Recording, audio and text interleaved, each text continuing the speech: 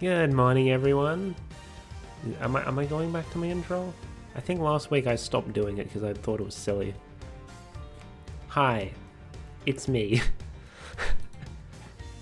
Welcome to stream, it me, Melody. Hi. Apologies for the late start. I think I slept well enough, I just lost track of time in the morning and I'm like, okay, well, I guess this is what we're doing now. I don't know, we might go a little longer. We might go a little longer than, well, I guess, little past my usual stopping time to make up for the late start, but who knows. Might not. Might not.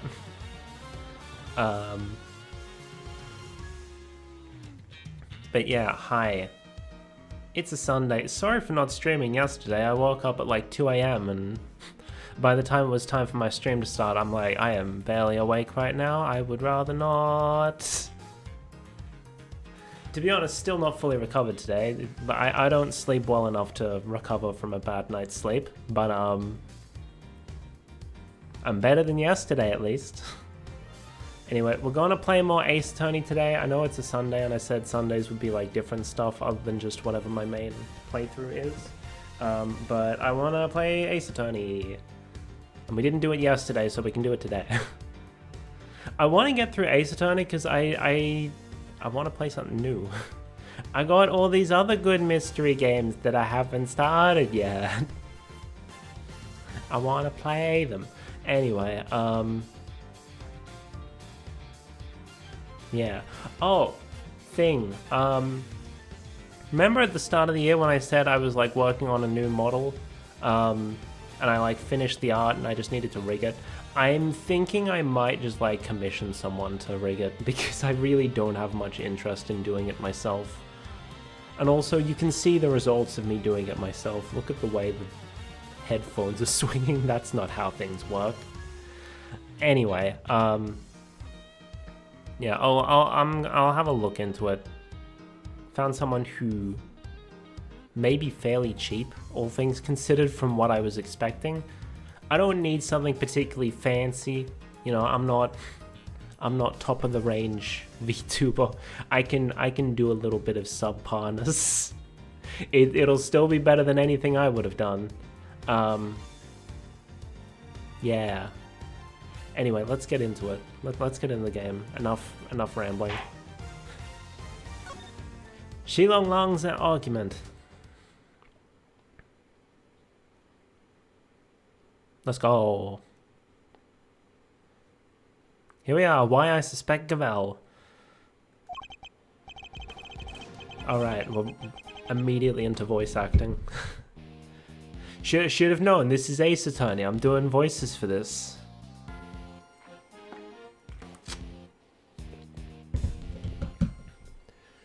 Alright, so this judge friend of yours met the president up on the roof. And then she pushed him, and he landed right here. This all happened the night before last.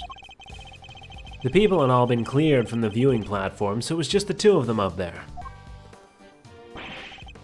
And that pretty much sums it up. No doubt about it, she killed the president. They were completely alone. No bodyguards. None. I checked. His security detail had no idea he even went up there. He must have gone in secret. Maybe it was a conversation they didn't want anybody to hear. But what kind of conversation? How are the two of them even connected? It's a good question. Seems the president spoke to the owner of the building ahead of time. He had him set aside the viewing platform just for the two of them. And it was the president asking. I guess the guy wasn't about to refuse. So the last person to see the president alive really could have been... Yep, Gavel. Oh, Gavel, did you say her name was? Her. His argument certainly isn't completely without merit, but I noticed at least one glaring hole in his reasoning. That's where I'll need to focus my counterattack. I have not seen what that hole is, so I guess we're pressing. Hold it! How can you say for certain that the two really met? Edgeworth, there's a photo. Edgeworth, there's a photo. There's a photo, Edgeworth.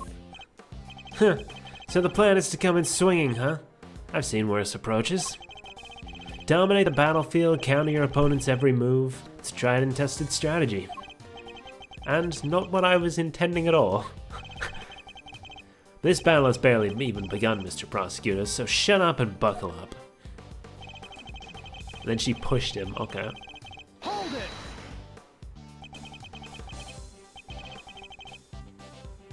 Wait, huh?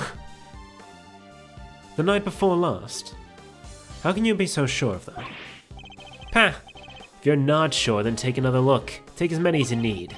This picture from the camera is from the camera up on the viewing platform, like I said. And the camera doesn't lie, that's from 2 nights ago.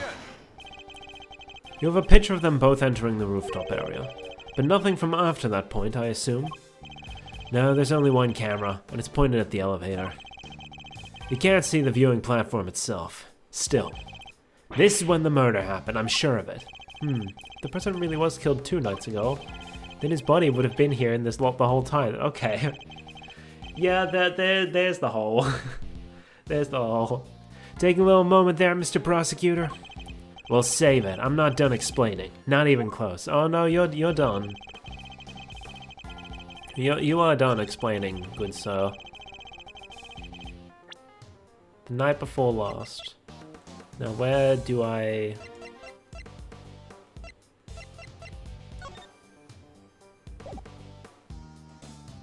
Is it just the one page? I don't have any details? Okay. Where's... Ah! No monster footprints and no body were visible at that point. There. Objection! So that's why that's important. Shilong Long, former star of Interpol. How the... Former star agent of Interpol. How the mighty have fallen. What? Take a look at this picture. Look at this photograph. It's a behind-the-scenes shot of some of the cast and crew.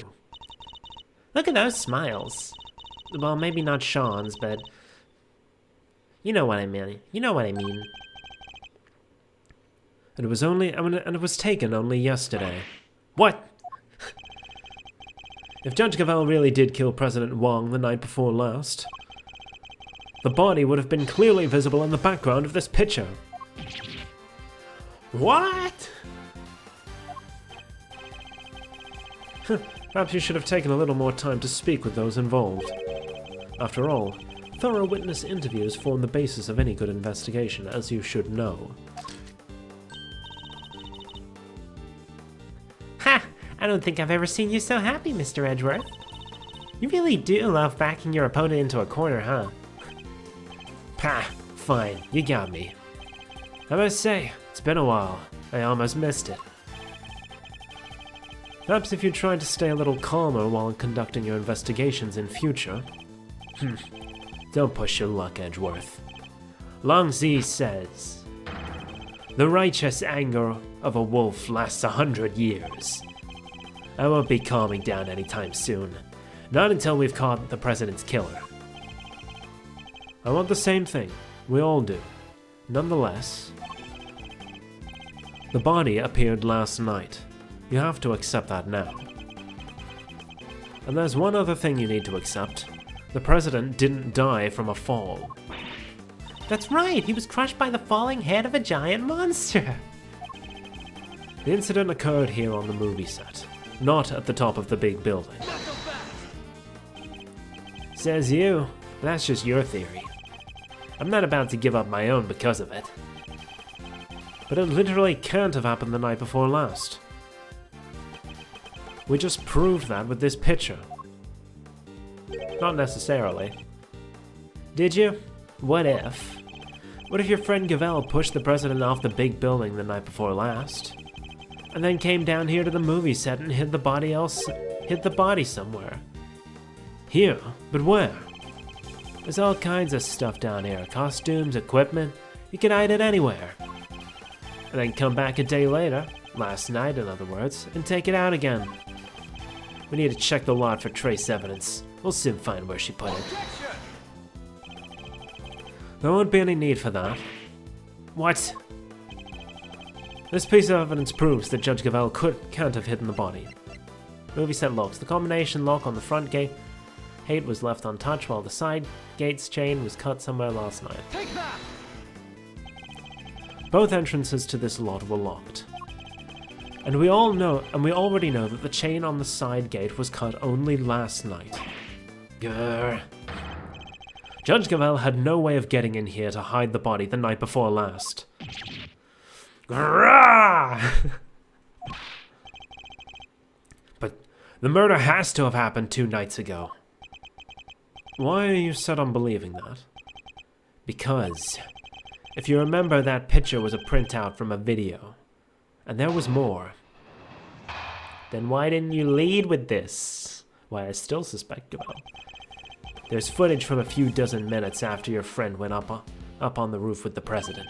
It shows her heading back down into the elevator, alone. You know what there's no footage of? The president himself leaving that roof. There's no other way he could have gotten down from the top of a building that high. Unless he was pushed by Gavelle. I wouldn't say no other way. Hold on. Give me 1 second. My mom has messaged me. I need to send her my Wordle score. 1 moment, please.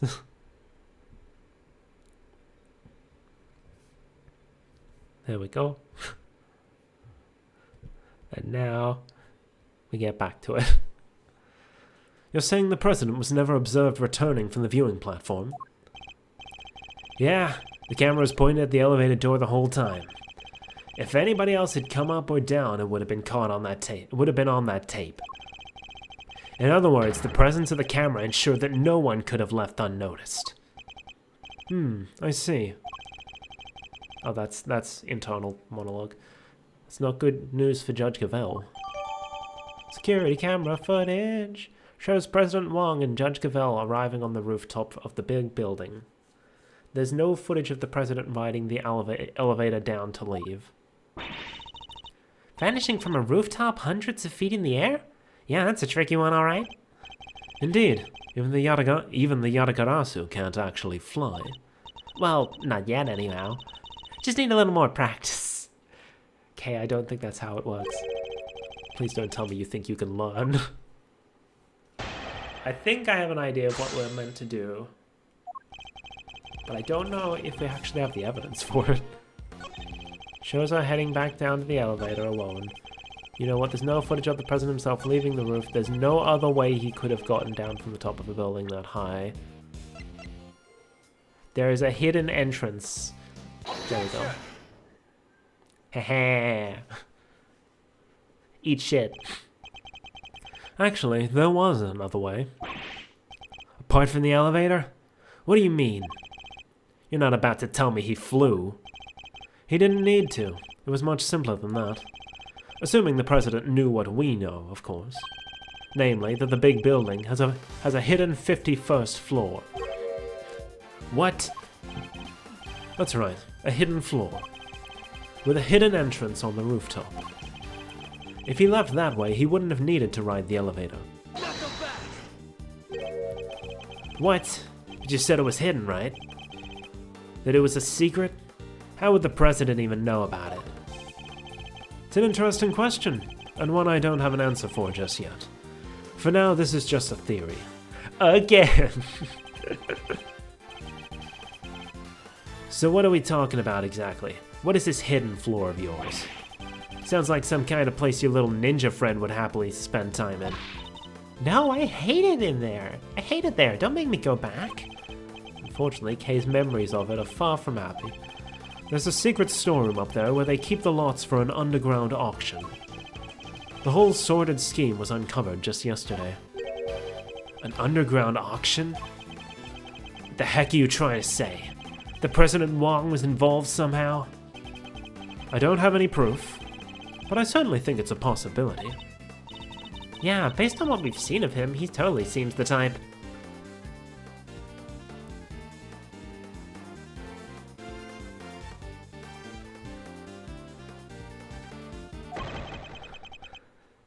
Arrgh! He'd never do that. Not the president. Illegal underground auctions?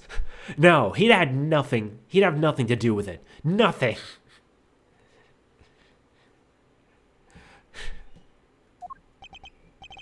What's gotten into him? Hope you two are feeling lucky. Because when people start saying stuff like that, I start biting. Sorry for skipping through it. Huh, she ran away. You know nothing, neither of you. You have no idea how much the people love him, how well respected he is. Is that really true? Because we saw a different side of him. I guess we know what lurks behind that seemingly respectable public face. But the people of Zhengfa clearly don't. I wonder if I should tell him the truth about his beloved president. No, what good would it do? It would only upset him more. Forgive me, Agent Long. I didn't mean to upset you. We spoke out of turn, both of us. I can only apologize. Apology accepted and reciprocated. I'm sorry I got carried away. It's alright, Kay. You can come out now. Sorry. It's fine. It's not you I'm upset with. It's the animal who killed the president. Well, ain't you just a fine figure of a man? Lotta, not now. All patriotic and such. Gotta tip your hat to that sort of thing. Not now, Lotta. Pah. What are you talking about? Well, I got good news for you, Mr. Patriot. Real good news. Lotta, please no. Also, it's raining, so if my internet starts dying, you know why. What? Ain't no way in heck your pal, the president, moseyed downstairs via 51. Really? I was hunkered down in that there storeroom the whole dang time. Eyes peeled like oranges. Of course, she would have already snuck in by that point. Miss Hart was in the 51st floor storeroom the night before last, but didn't see the president pass through. Thanks. It's very useful to know. Well, Mr. Prosecutor. What? Guess my theory still stands, which means I'm not budging an inch. Nobody saw the president after he met with Gavel 2 nights ago. That's a fact. But it's also a fact that the body appeared only last night. How could the president have fallen from the roof 2 nights ago and only been found today? It seems a little slow as falls go, wouldn't you say? Sure, there are questions that still need answering. I'll give you that. Then I guess there's one thing we can both agree on. Oh yeah, what's that? The question of exactly what happened here yesterday will require further investigation. Yeah, I guess we all know that. I guess all we know for sure is that the body and footprints appeared during the night.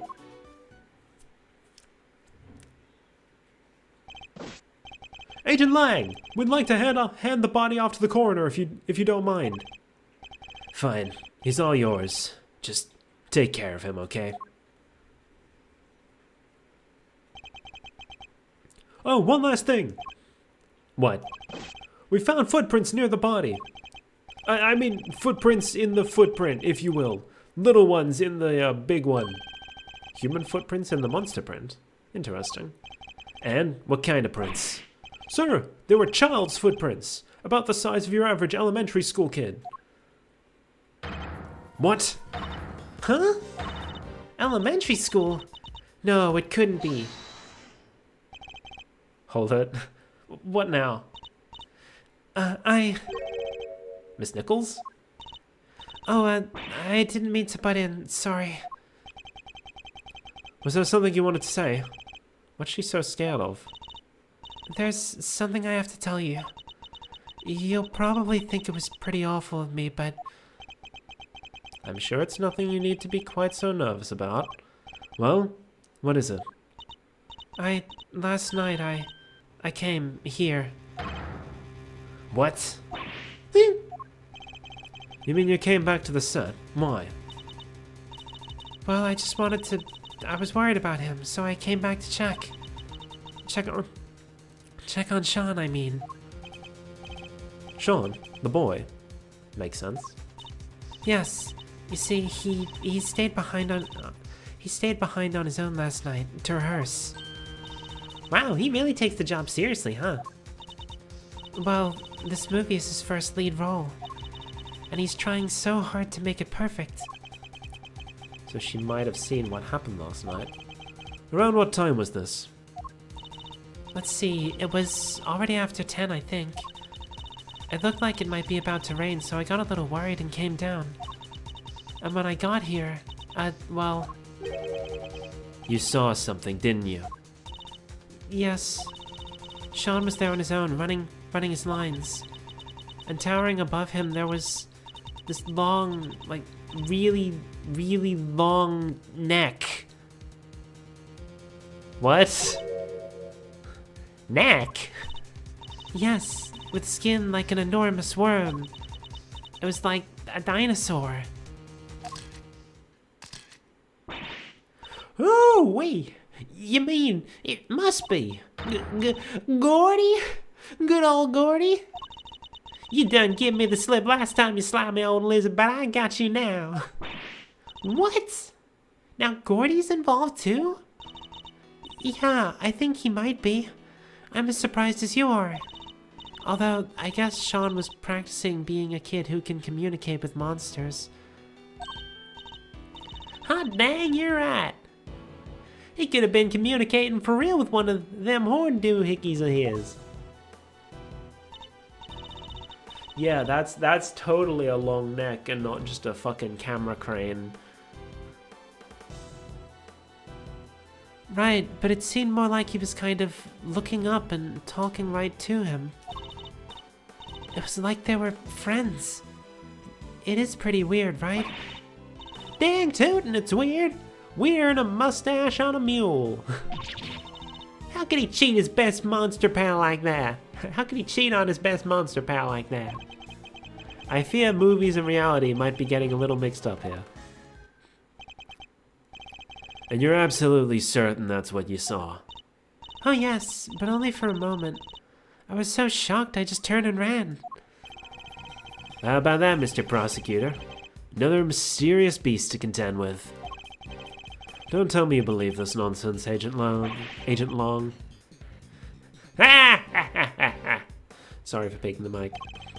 The monster angle's neither here nor there. But I think we have a pretty good idea now who we need to speak to next. Young Mr. Fenn. If he really was here last night. Okay, it's bothering me now. I'm gonna look it up. His official English name feels similar to his fan translated name, but I don't know what it means in the context of...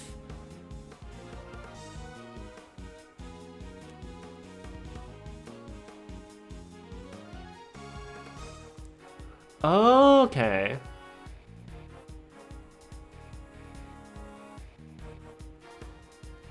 Okay, yeah. Okay, so his Japanese name, depending on the kanji, means like fingerprints, inquiry, examination, tutelage, etc. It has meanings later on, and his surname translates to fellow swamp, which is why his fan translated surname was Marsh, and his official English surname is Fen, coming from a type of wetland. So swamp, marsh, fen, all the same thing. And then both his unofficial first name and his official first name are just references to other people. So John Marsh is potentially a reference to John Marsden, the main character of Red Dead Redemption, who is a cowboy, and the actor is a boy with cow horns. Meanwhile, Sean Fenn maybe a reference to Sean Penn, an actor-director whose starring roles included the film Milk. Which, you know, he's always holding milk. That is a very unobvious pun, but I'll accept it. I'll accept it. It's good.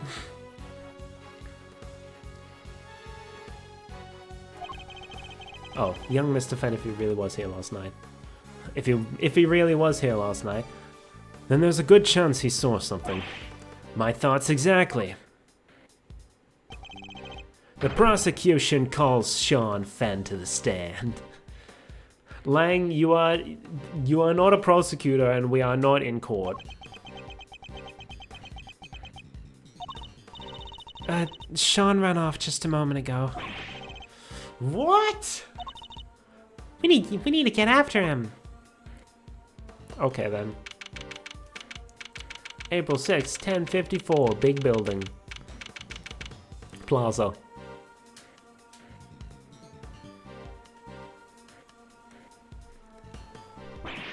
Yeah, where the heck did he go? Maybe he just went home? You're right. They won't be doing any filming today after all. Sure. Or maybe he went on the lam. Nah, you're just overthinking things, Shirley. He's a child, Agent Long.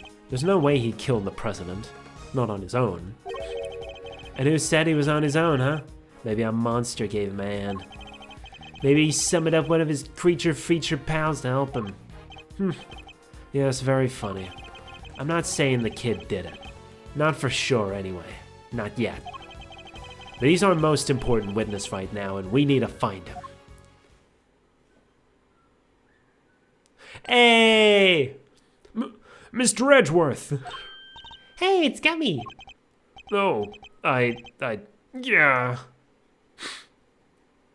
Why'd he run, like, diagonally? He ran away! What was that about? Pah.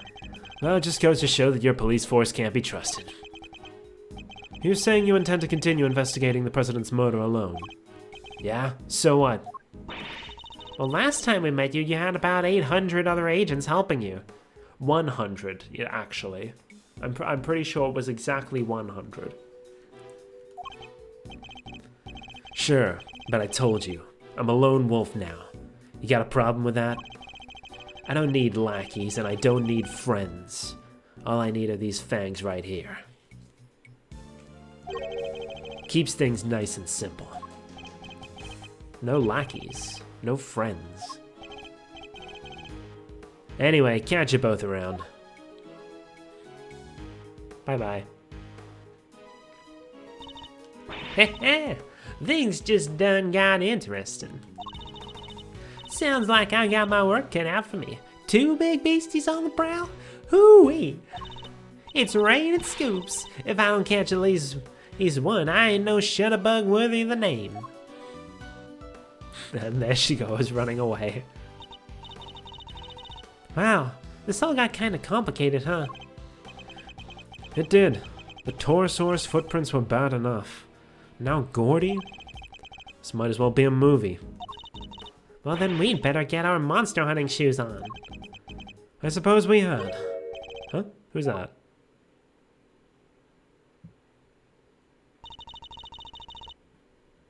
That's one of Agent Long's old team. Sorry, I used to always refer to him as Agent Lang. I've since realized it's probably supposed to be pronounced Long. So I'm doing my best to pronounce it Long.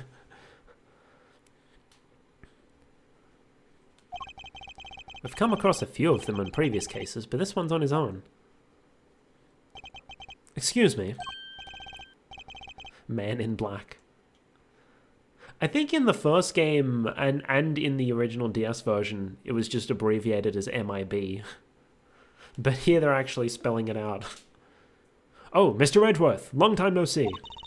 How come you're not with Agent Long? Shifu? He's not technically my boss anymore. Really? What happened? You remember that case from a month or so back? The Yaragarasu case. How could we forget? Wait, did he say a month or so? I thought it was only... Hold on. History. I thought it was only like a week between the two cases. Hold on, let me find Ace Attorney timeline. I had to look this up like yesterday because Teppen just announced that the next set is based on the Great Ace Attorney, and they have completely stopped caring about the timeline. Anyway,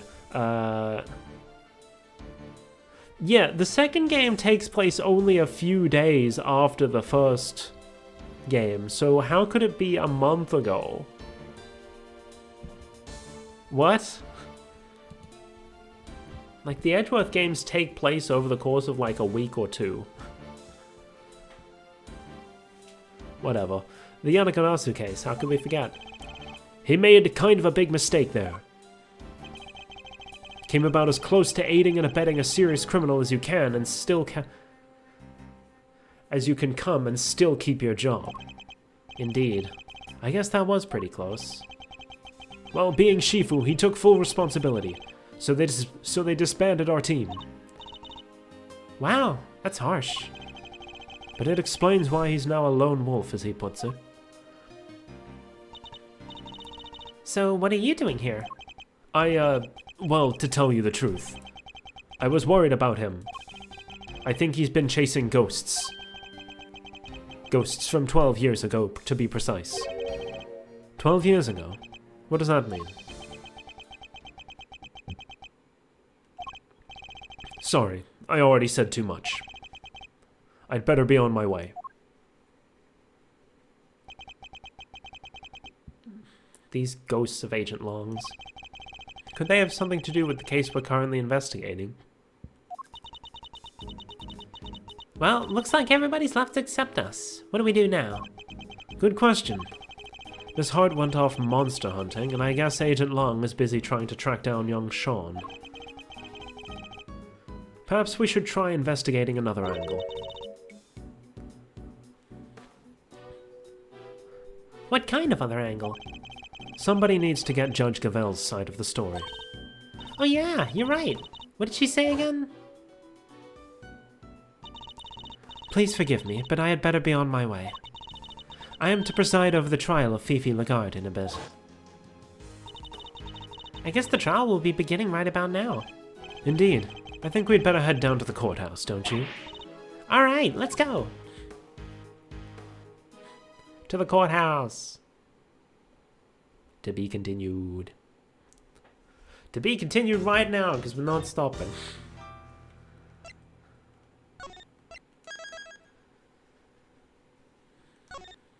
Court is now in session. One of the few times we see a different judge judging over a trial.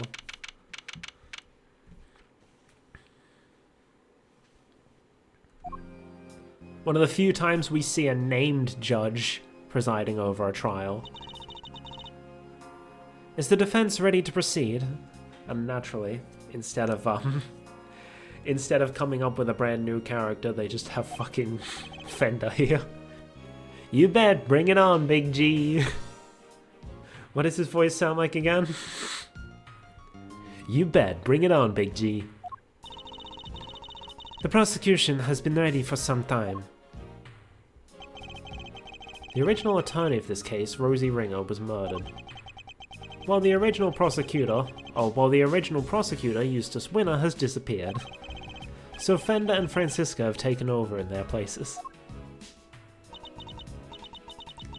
Very well. Let me begin by apologizing for the delayed start to these proceedings.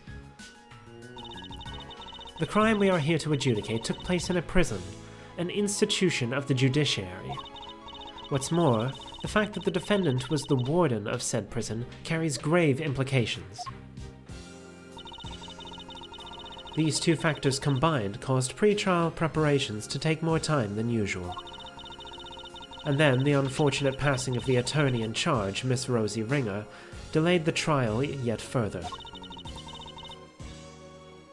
But now we are ready to begin at last. Mr. Fender, Miss Von Karma, the court thanks you both for stepping in at such short notice. Hey, no sweat. Rosa was your pal, right? And this was her last case. Couldn't exactly say no, could I? Actually, you very much could say no. Conflict of interest. You're part of the reason that fucking that Fifi got like charged with murder. I feel like you should be a witness here, not the the defense. But I guess that's never stopped Phoenix. You have to bear with me though, gang. Didn't exactly get a ton of time to read the paperwork. You know, the paperwork that I basically helped write during the investigation. How about you, Fred? Everything cool over on your side? It's hardly ideal for the prosecutor in charge of the case to have run off and abandoned it. But justice can't sit around waiting for him to grow a spine. The evidence has just been handed to me. So yes, I'm ready.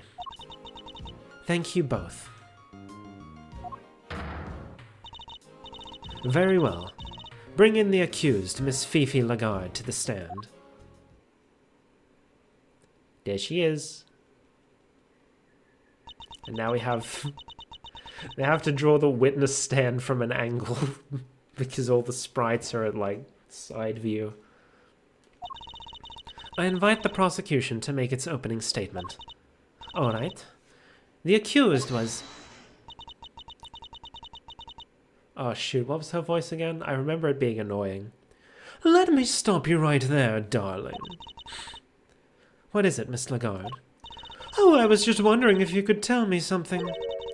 That something being why on earth I'm here. Perhaps the opening statements will clear that for you. Will clarify that for you. But will they, dear? Really? Fine. Carry on if you must. I fully intend to, if you can stay quiet for one moment. The murder in question happened at the prison where Miss Lagarde worked as warden. The victim, one Bronco Knight, was being held in the detention center. But the prosecution's case will show that Miss Lagarde took him from the holding cells and murdered him. And she did so with this knife. Huh? Oh no. Is something the matter, Miss Von Karma? How can that... No, the evidence! What gives, Fran? Everything okay? The murder weapon. It's not here. And neither is Bodhidharma Canis' chisel. Say it ain't so!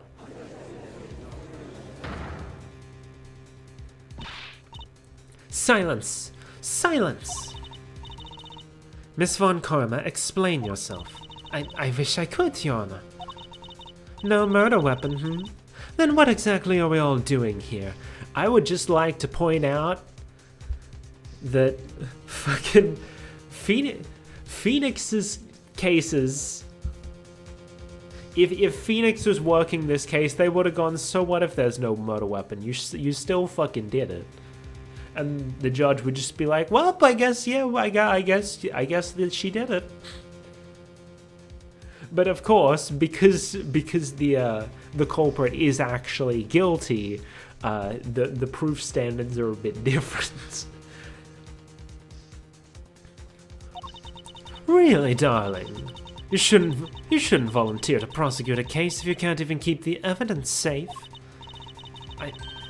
I can only work with what the previous prosecutor gave me. Little boy winner strikes again.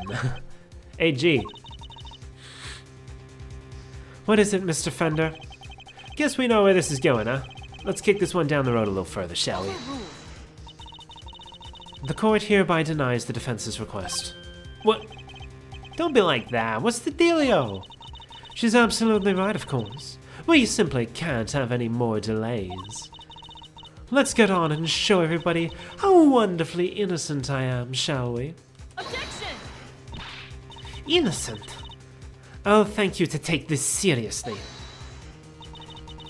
Oh, but I am, darling.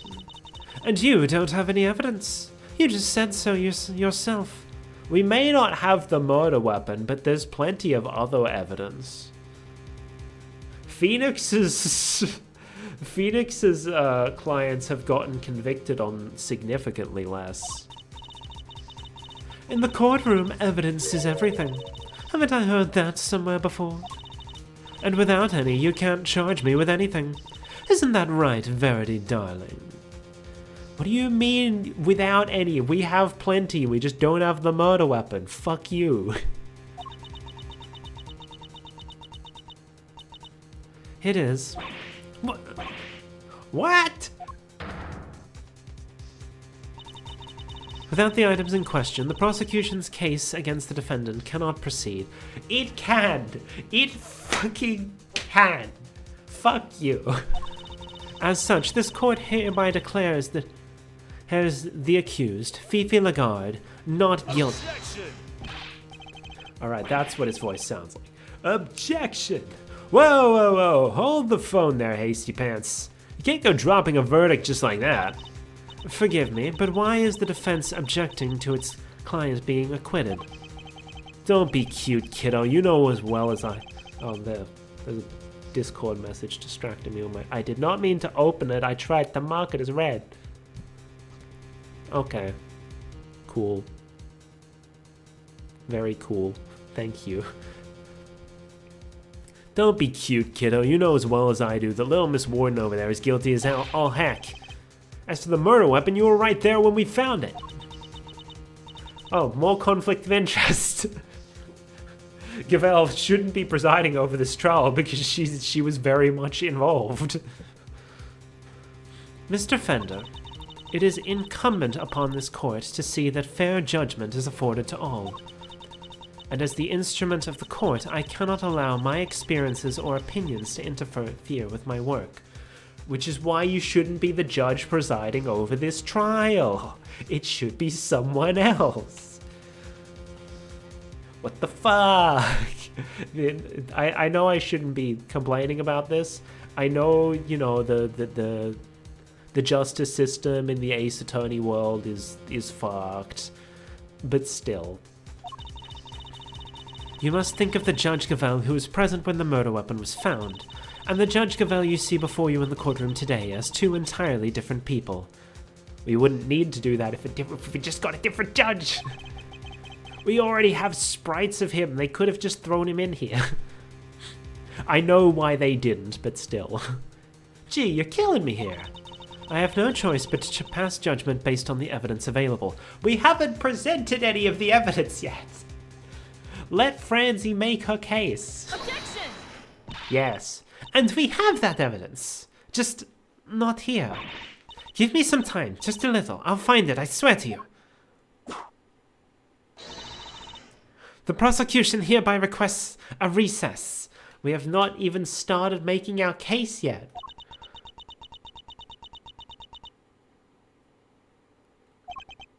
Oh, yeah, the defense does that too. Come on, Your Honor. Don't do us like this. Very well. The court accepts the request. Really, Verity? You won't help anybody bowing to pressure like that, you know. There will be a 15-minute recess. I suggest that both the prosecution and the defense use the time well. Understood. Phew. Saved by the bell, huh? It's supposed to be deeper, goddammit. Very well. We will reconvene in 15 minutes.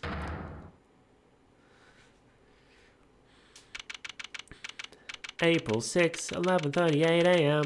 District Court, 3rd floor, lobby. But we did totally find that knife, didn't we, Mr. Edgeworth?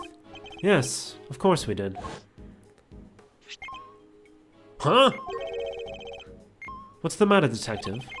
It's the metal detector, sir. It's, reacting to the alligator. What? How? The metal detector was reacting to something inside her after all. Oh, that was internal monologue. Your Honor, I'd like to remind you of this piece of evidence. The chisel. Didn't we just figure out that isn't the murder weapon? You might recall that Mr. Canis hid the chisel in his dog's mouth. Would you believe that the real murder weapon was hidden in much the same way? I didn't mean to press the A button there, but it's fine. That's right. The murder weapon is hidden inside the alligator in that pond over there. So did somebody steal it or what? Mr. Edgeworth. Oh. What the fuck? What are you doing here? Oh, I guess they were involved. Maybe they're here as witnesses. Miss Berry, Mr. Saint, are you here to watch a trial? Yeah, we heard it was going to be a really fun show. Do you know where we need to go? Oh, okay, so they weren't summoned as witnesses? Why not? They are intimately involved. They should at least be ready to testify. Jeez. It's the trial for the case I was nearly convicted for. It should be starting any minute now. We were late because of practice. But it's somewhere around here, right? Simeon, there's kind of a problem. They lost some evidence. The knife and the chisel. So they called a recess and kicked us all out of the courtroom. What? But no, I can't. Hee hee, they're not going to arrest you again, are they? Don't say that. No. Gee, I forgot how easy it was to upset you. Huh? How dare he embarrass me like that?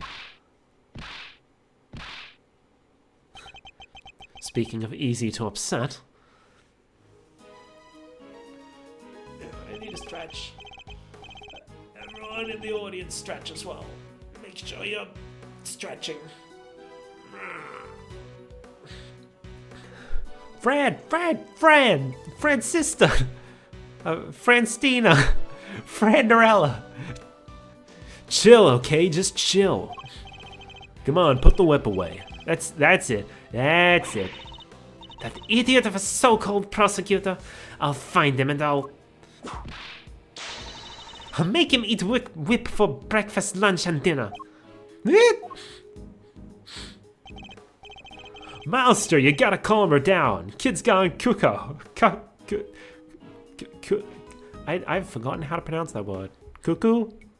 Cuckoo? I don't fucking know. I guess I'd better try. I guess I'd better at least try.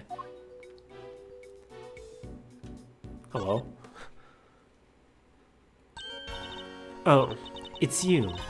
Good morning, Mr. Ex-Prosecutor. Francisco? You shouldn't be here, you know. You're not in the right line of work anymore. You should be at home planning whatever it is you mean to do with the rest of your life. What are you going to do, Francisco? You only have 15 minutes. Ah, don't you think I know that? And wipe that infuriatingly reasonable look off your face. What? What? Infuriatingly reasonable? Okay. You're like a news anchor calmly reading the news or something. And it's utterly exasperating. It's probably better that I don't rise to that. I never imagined you to be the one prosecuting this case, Francisco. Nor did I. But what a case! The murder of a presidential bodyguard. And by the warden of a prison, no less. The murder weapon was properly entered into evidence and everything. And yet, when you went to present the knife to the court, it wasn't there. That imbecile. Not only did he abandon his case, he made me look like a total fool.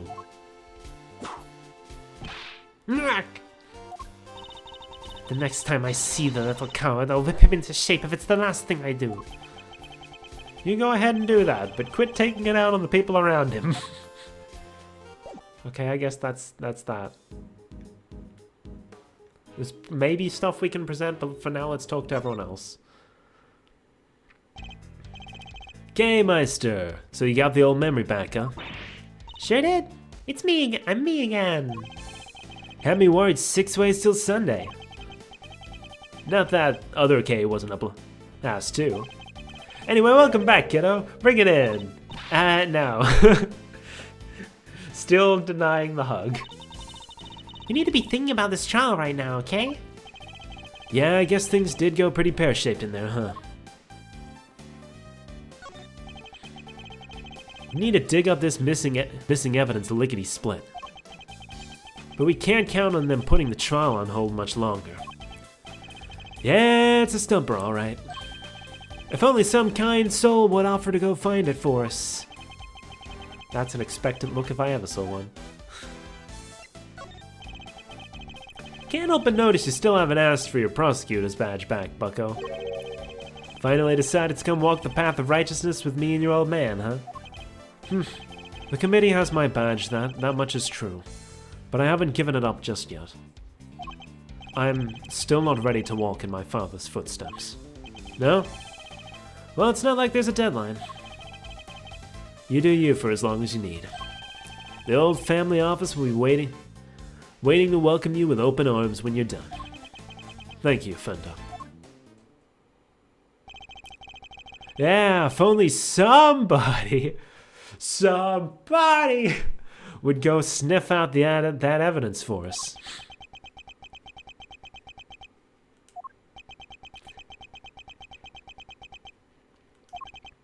Fine, we'll do it. Way to go, Milesio. Milesio? You sure? I'll do what I can, but that might not be much in 15 minutes. Fran and me will buy you as much time as we can, okay?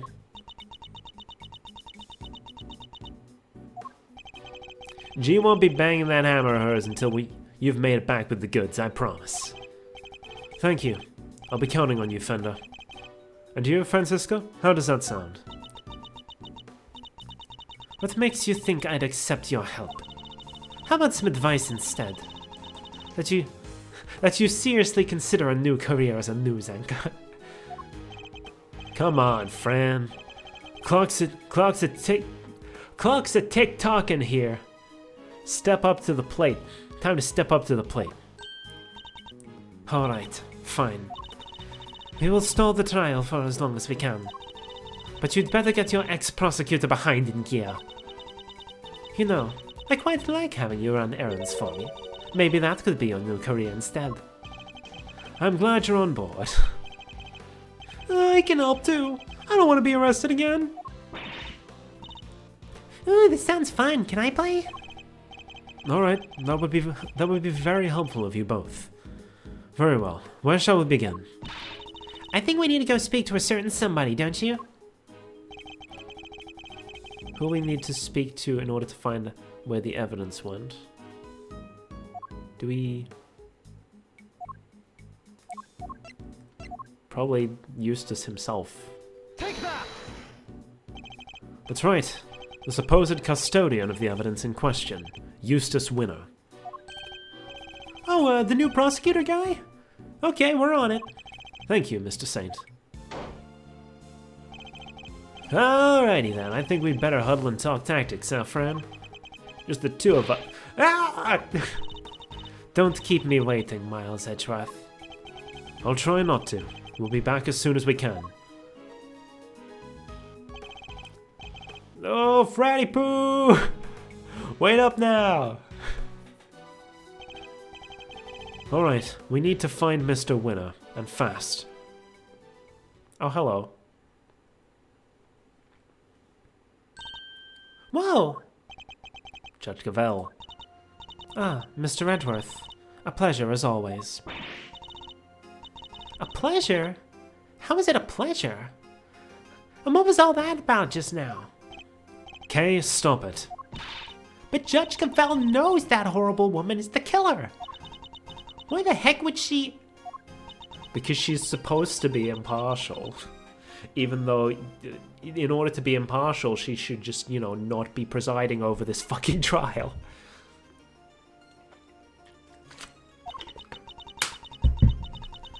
Evidence is the only language that the goddess of justice understands.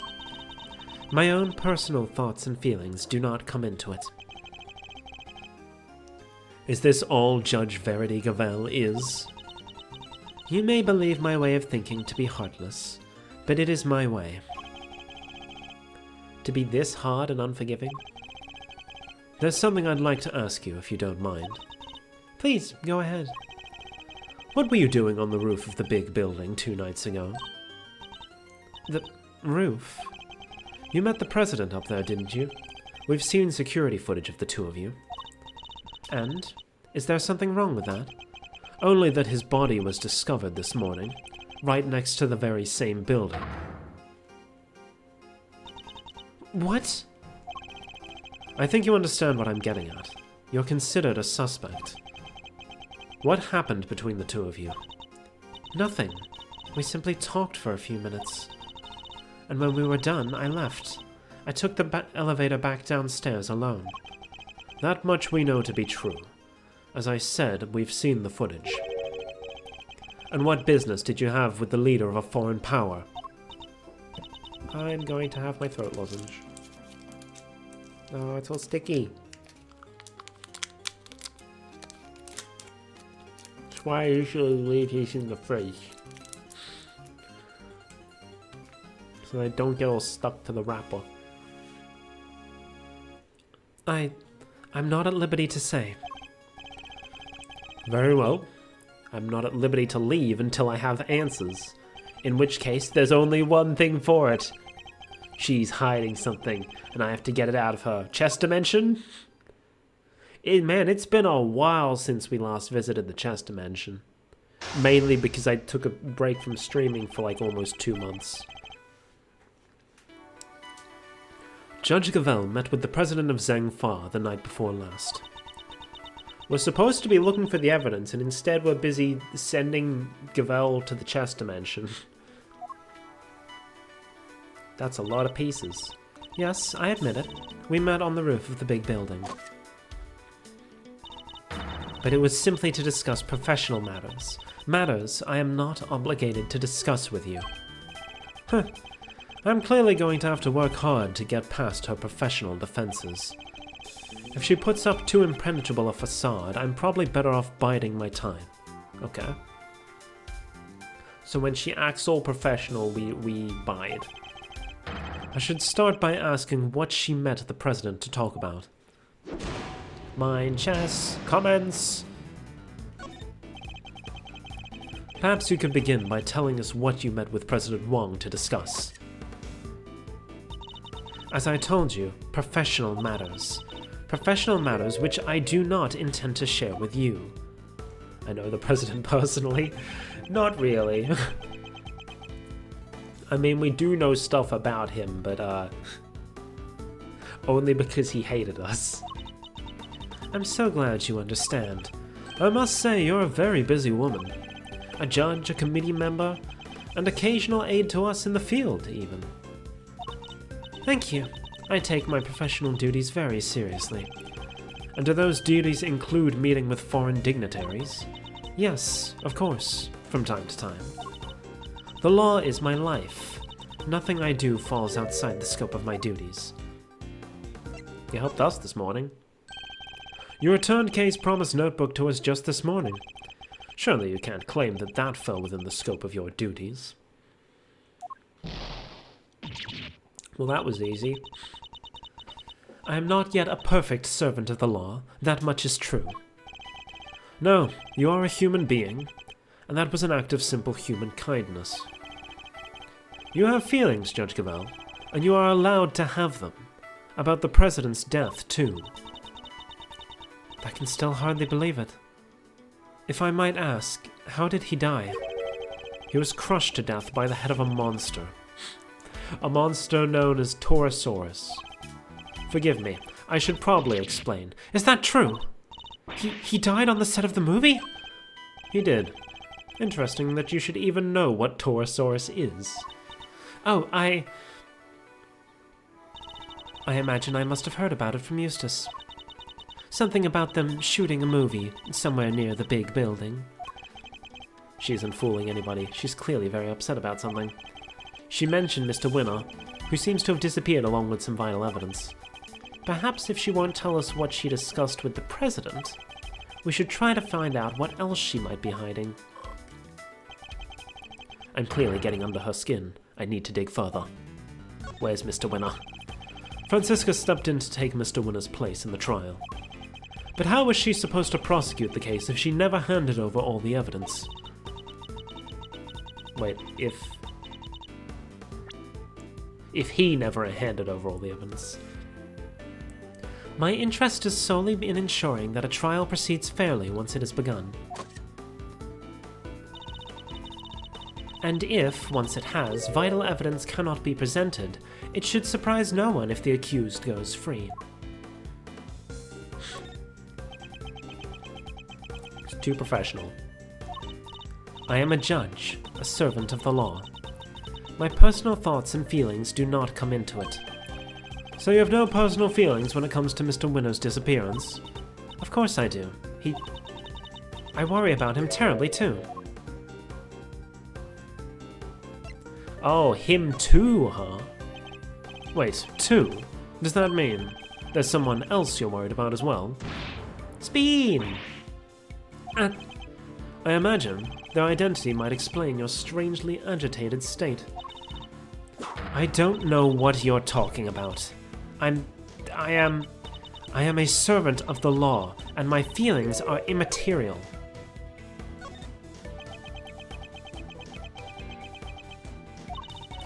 The recess I called was only a... Oh, dang it. The recess I called was only a short one. If you have nothing further to say, I should be on my way. No, wait! Seems I chose the wrong moment to hold back. I thought she was being professional with the whole servant of the law thing. Okay. I have to analyze my opponent's reactions and expressions, and choose my approach accordingly. Where's Mr. Winner? Bide time.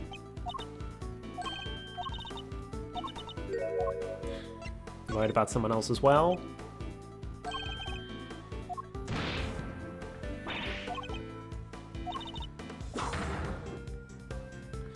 I am a servant of the law. My feelings are immaterial. I guess because she dropped her guard you can see her stance changed. So that's supposed to be the tell. We are all servants of the law, all of us who stand in the courtroom. But we're not superhuman. You, me, everybody else, we're just people underneath it all.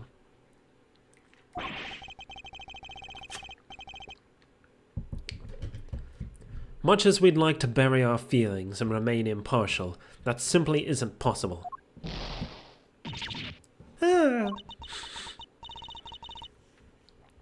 You are right, of course. I am in no fit state to offer impartial judgment. Please, Judge Gavel, tell us the truth. What's going on? I'm... Oh, that's a new sprite. What do I do? What do I do? Never seen her lose her composure like this. And of course, Kay has nothing to say about this because she's not allowed in the chess dimension. I should ask her who this person she's so worried about. Her professional mask is finally beginning to slip. Perhaps now I can get to the human being underneath. You worried about Mr. Winner? The person you're so worried about, is it Mr. Winner? He has not been seen since we discovered the truth about his father. Of course I am worried about him. But this could also be a valuable test for him. Bide time. That's her professional mask. He chose to disappear, and he can choose to reappear. And the other person you're worried about can't? That's not something I am at liberty to talk about. I don't know what might happen to that poor child if I did. The poor child? Who do you mean? That poor child? Who are you talking about? Speed! Nobody, please, it was nothing. Ignore it. Judging by the look on her face, I definitely shouldn't. I think that might prove to be a valuable clue. Then I assume we also have to get a clue from the Torosaurus line. This person you're so worried about. Is it Torosaurus? I really don't have time for jokes, Mr. Edgeworth. It is not a joke. When I told you how the president was killed, you seemed surprised when I mentioned he was crushed by Torosaurus. That was simply shock at learning how he died. And where? A half-built film set on an empty lot? Is there something wrong with where he died? It sounds as if something about where he died is particularly troubling you. Speed! No, that's not true at all. It's just... the film sets are places where dreams are made. Instead, a great man met his end there. I only hope that the utmost care is taken when the news is shared with the cast and crew. A crew member found him, actually. I'm sorry, but I'm afraid the cast and crew already know. We met two of them at the scene, a crew member and a young actor, Sean Fenn. We're not going to mention the name of the crew member because it's unimportant. No! Why? Why did this have to happen? Something about the Torosaurus connection really seems to be upsetting her. I think that might prove to be a valuable clue. Who are you worried about? Judge Cavell, who are you so worried about? And where are they? My apologies, but I simply cannot tell you that. Time to deploy my clue. That poor child is missing, aren't they? So this poor child is missing, and you're desperate to find them? Speed! Ah! And since you say child, I suppose we're right in assuming this person is a minor? I can't answer, and I won't. It has no bearing whatsoever on the murder of the president. Time to deploy my clue. Someone from the movie, isn't it? Hey, we got a bishop this time. You seem to get very sensitive every time I mention Torosaurus. The poor child you mentioned has something to do with the movie, don't they? Boom! Ah! How did you... You're usually so cool and collected. Your discomfort told me everything I needed to know. Who is this poor child? You have to tell us. Very well. You figured out so much already. I might as well tell you the truth. The person I am so worried about, the person I am so desperate to find, is Sean Fenn. Sean? But why? That is more than I can allow you to know. Judge Cavell, you said you would tell us the truth. And if you don't give it up voluntarily, we will have to force it from you. I'm afraid you're just going to have to accept that.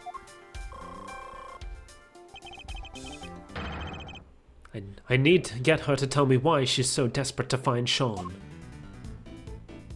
Do you know him? Do you know Sean personally? He is famous. I doubt there are many people who do not know him. I certainly didn't until today. Then you clearly need to be better informed. Perhaps I could teach you a few things. There's almost nothing I don't know about him.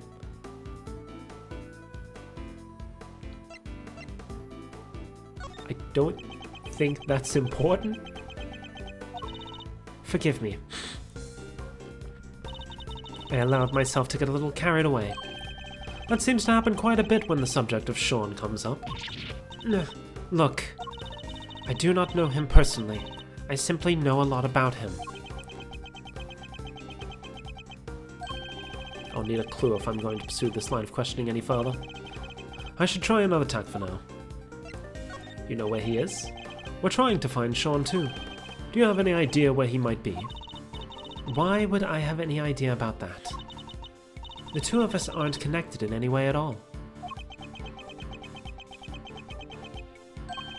I need a clue if I'm going to pursue it. Alright, are you a fan? Are you a fan of Sean's, perhaps? Am I? Yes, I am. I'm an ardent admirer of the work of Sean Fenn, child actor extraordinaire. She's got her gavel out, so I assume that's, we bide our time. Sorry, I saw a notification on my Twitch thing. It's just telling me that a gift sub expired. I heard that he was filming near the big building. So I made it my business to learn where the set was, and some other important details. I see. I suppose that makes sense. As a fan, you'd want to know such things. I imagine you would also have tried to learn where he was supposed to be, when he was supposed to be on set. Yes, of course. He said he would be filming there all day. Did you hear that from Sean himself? You make it sound like you heard that from Sean himself. Speed! I don't think he'd be sharing his schedule with a mere fan, do you? No, I misspoke. Ignore me. Every slip of the tongue she makes seems to do with Sean. Oh, that's supposed to be he's speaking out loud. And now we know she's spoken with him. That's an important clue. I assume we now put this on Do You Know Him? I'm not going to read this out a second time. We already read it. Wakush. Bide time.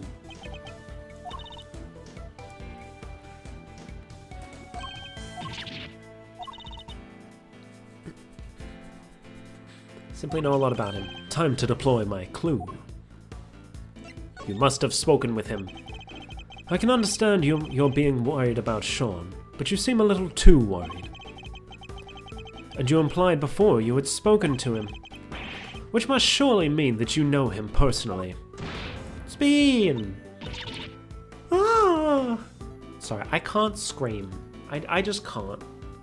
I can't scream, I can't yell, I can barely raise my voice. How did I give away so much? So the two of you are acquainted. This is surely an important clue. We're trying to find Sean too. Do you have any idea where he might be? Why would I have any idea about that? The two of us aren't connected in any way at all. Time to deploy my clue.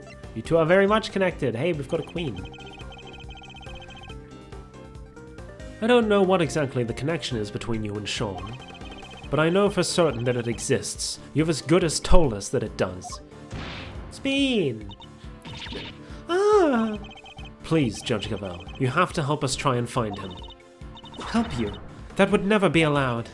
By whom? The goddess of justice? By the one person who knows where he is. The person who kidnapped him?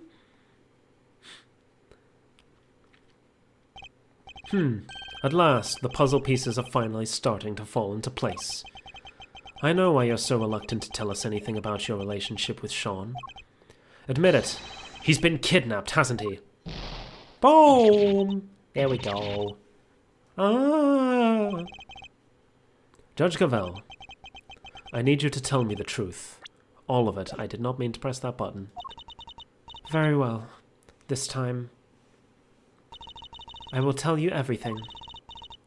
Your intuition was correct. Sean has been kidnapped. I knew it. But why does that have anything to do with you? That is, Sean is... He's my son. What? Well, we may not have found what she and President Wong were talking about, but we found out something just as important. Sean has been abducted. Not exactly the endgame I was expecting, but that's checkmate nonetheless. My chess, checkmate.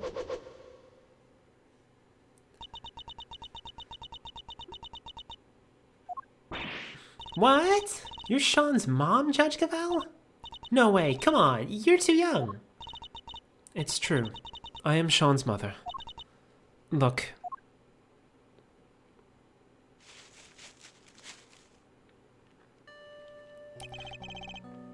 A magazine clipping. An article about Sean. You always carry this with you? Yes, everywhere I go. I guess you could call it a kind of talisman. That certainly speaks to the bond between them.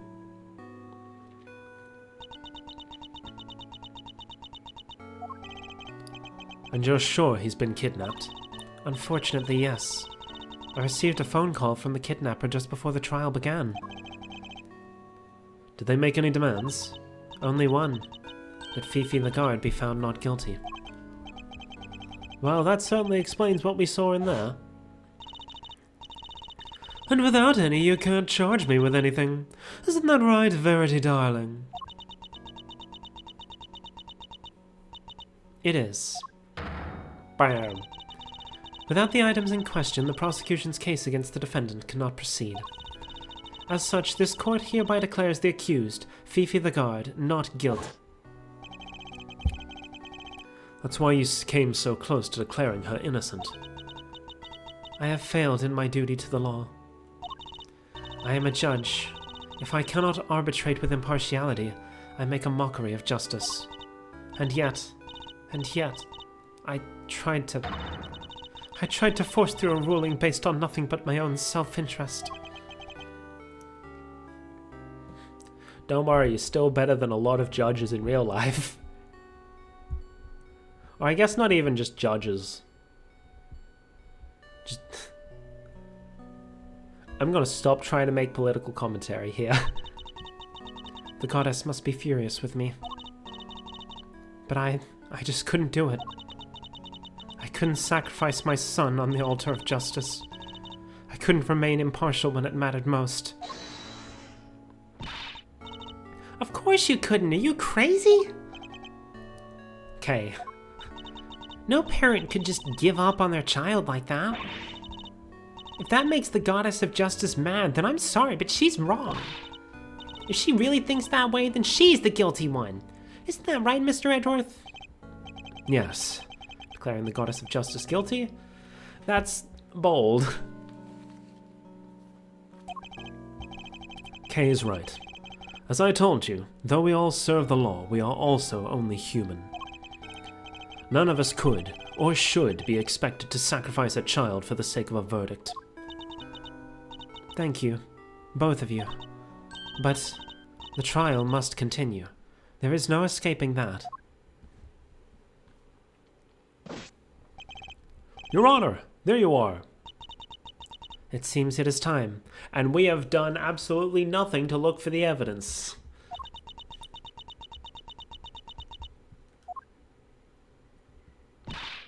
Judge Cavell. My dad was a prosecutor. He was? Yeah. He used to work in a courtroom just like you do. And I was thinking about what he would have done if he was in your position right now.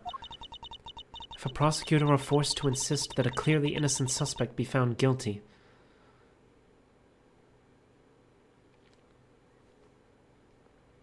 That's just their job. I think you mean the other way around. I know what he would have done. Anything. That's what. He would have done anything to get me back. He would. So what I'm trying to say is, you can trust us. What do you mean? To get him back. To snatch him from the jaws of danger. I'm the second Yatagarasu. If you agree to trust me, I promise I'll get him back for you.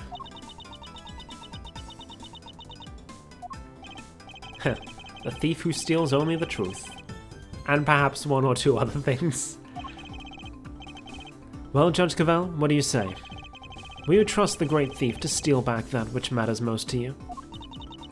Mr. Edgeworth, I'd like to help too, of course, if that's all right with you. Thank you. I know I am in no position to ask this of you, but please, please, see that he comes home safely. Oh, we will. Don't worry, you can count on us. Here, take my cell phone. The kidnapper may call it again. It's got a little Mozilla strap. Oh, and she's got a flip phone! No brick phones for her. You'll get it back, along with your son, I promise. I will do everything I can to draw out the trial. But I don't imagine I can give you more than about 2 hours at best. 2 hours? That gives us until 2 p.m. Please, I'm counting on you.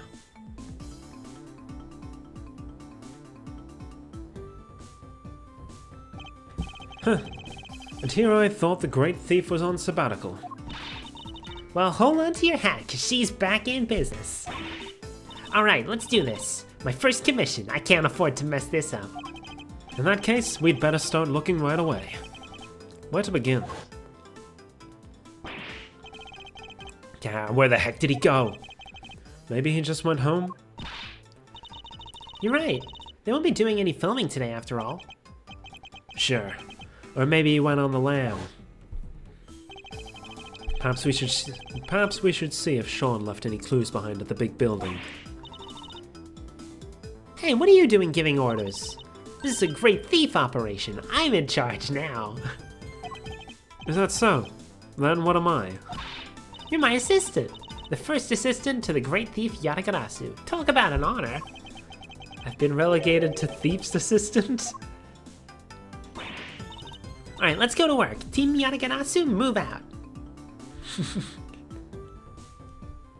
Off we go. Back to the big building. Plaza. Took us 10 minutes to get here. Alright, here we are. Ready? On 3. Just follow my lead and you'll be fine, okay? What exactly are you talking about?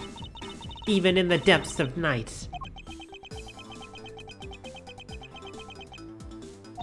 Hey, your turn! Keep up, will you? Why are you making me do this? Because the great thief Yatagarasu just arrived at the scene. Of the crime, dummy. How is anybody supposed to know if we don't announce her appearance? You may be a thief, but I most certainly am not. Ah, fine, I'll do it on my own.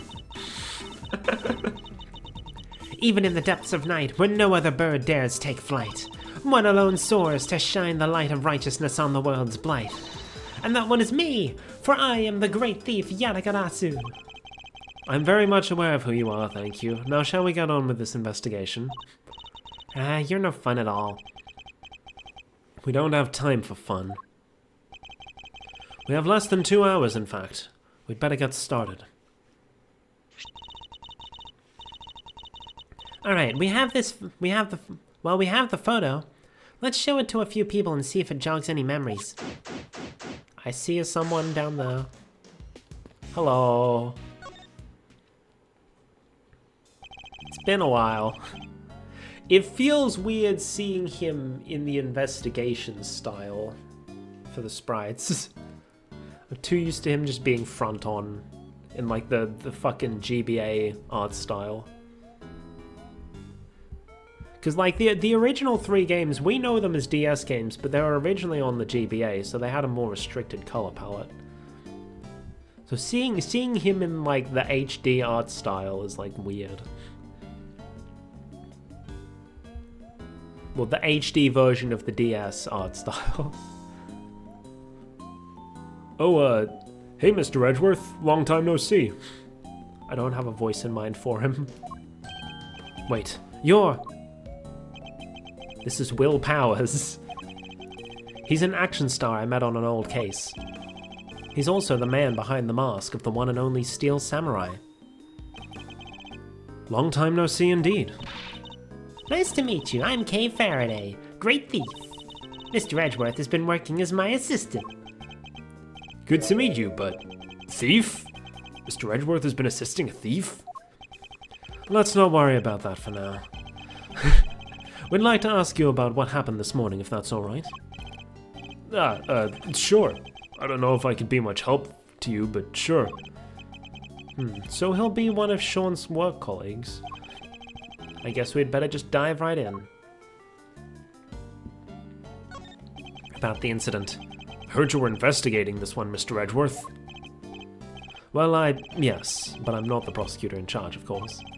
But if you're Kay here's assistant, I guess this is her case? No, that's simply, I can see you're an intelligent man. You're right, of course. I'm in charge of this one. Don't encourage her. Alright, I need you to give me straight answers. First of all, this case. Have you noticed anything weird? Perhaps you could give me your impressions. Is that supposed to sound like me? My impressions? I guess my main concern is, no offense to the victim and all, but... Is it all over for the production? Are we done? I can't help but worry. I think it's probably safe to assume that you are. At least for now. Right? I knew it. What a bummer. We don't have the location for much longer either. Because you were due to finish shooting soon. No, because they're due to start building. That lot won't be empty for long. They were letting us use it while we got ready to make a start. I guess the plan was to shoot the rest on a lot back at Global Studios. I've been so worried about everything. What with people spreading all these rumors, too. Rumors? Yeah, this journalist keeps coming around. Y'all have been hiding real monsters in that there set of yours. Y'all can't do that, I'm gonna expose y'all. She's always saying stuff like that. I think I know exactly who this journalist might be. Yeah, the photographer, right? I thought maybe you knew her. Oh yeah, they were in the same case in the second game. They both returned and made like a cameo appearance. Well, I guess not a cameo. I'm pretty sure at least one of the two got called to the courtroom. But you're not, are you? Hiding real monsters, I mean. You kidding? If they had real monsters to call on, I'd be out of a job. I assume because he's the one playing Muzilla. I mean, Torosaurus. So you've all been working hard on the movie? Yeah. It's the first time I've been on a reboot of an old series. This one's been a real challenge for me and everybody else at Global Studios. If only they'd put this kind of energy into making a new Steel Samurai show or something. Poor Edgeworth. What role are you playing in this one? Me? I'm Torosaurus himself. No way! So you're the star? Well, not quite. I'm in a costume, see? My face won't ever appear on screen. Really? Still, that's pretty amazing. Wish I could wear a costume like that. Hey, do you think I could try it on sometime? I'd settle for just climbing inside one of the horns. I'd love to say yes, but that's not how it works. You can't really climb inside that part. Oh, I get it, because I'm an outsider, right? It's not the issue at all here, Kay. Oh, we now have another topic. Can I ask you a couple questions about Sean? Sean? Oh, sure, Penny told me what happened. He just disappeared, right? Yeah, sounds like him. Does he do that a lot? Yeah, kinda. If we take 5 mid-shoot, you look around sometimes and he's just gone. Do you have any idea where he might have headed off to? Sorry, no. I did see him leaving the set, though. Huh? You did? And where was he headed? He got on the site bus. But I was checking some equipment over, and by the time I looked back up, he was gone. The site bus? I wonder if he left any clues behind. Do you mind if we take a look inside the bus, Mr. Powers? Sure. You'll have to excuse the mess, though. Alright, let's see what we can find. Then do I still show him the photo? Because, like, he knows John, though. But regardless. Feels like you're right there behind the scenes, huh?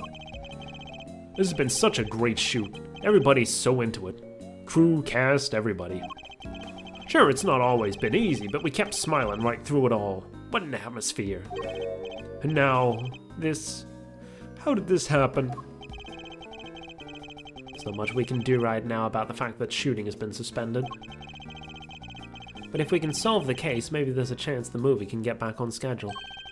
Another reason to do what we came here to do. Okay. Let's look at the bus, I guess. This is the bus, right? There's an array of filming equipment here. Are you getting ready to shoot something?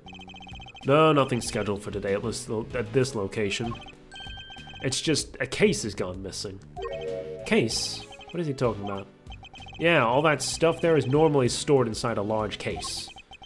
But I look away for 5 minutes and it's wandered off somewhere. Sounds like there's a thief around here. What exactly was taken? Just the case, as far as I can tell. Stolen from next to the site bus. No, its contents were left behind. Why only take that? I would have been more interested in what was inside it myself. I guess whoever took it must have needed the case more than its contents. Did they need to put something in it? Oh, I wonder. I wonder what that something could be. I meant to look at this. Where would Sean have been sitting? Sean? Oh, that's his seat with the backpack on it. There's something poking out of it. A videotape? Huh? We use these when we're shooting. Why would Sean have one? Was there something he wanted to record? This could be a clue. Do you have a way for us to check what's on the tape? Sure, there's a couple monitors set up right over there. Alright, hitting play.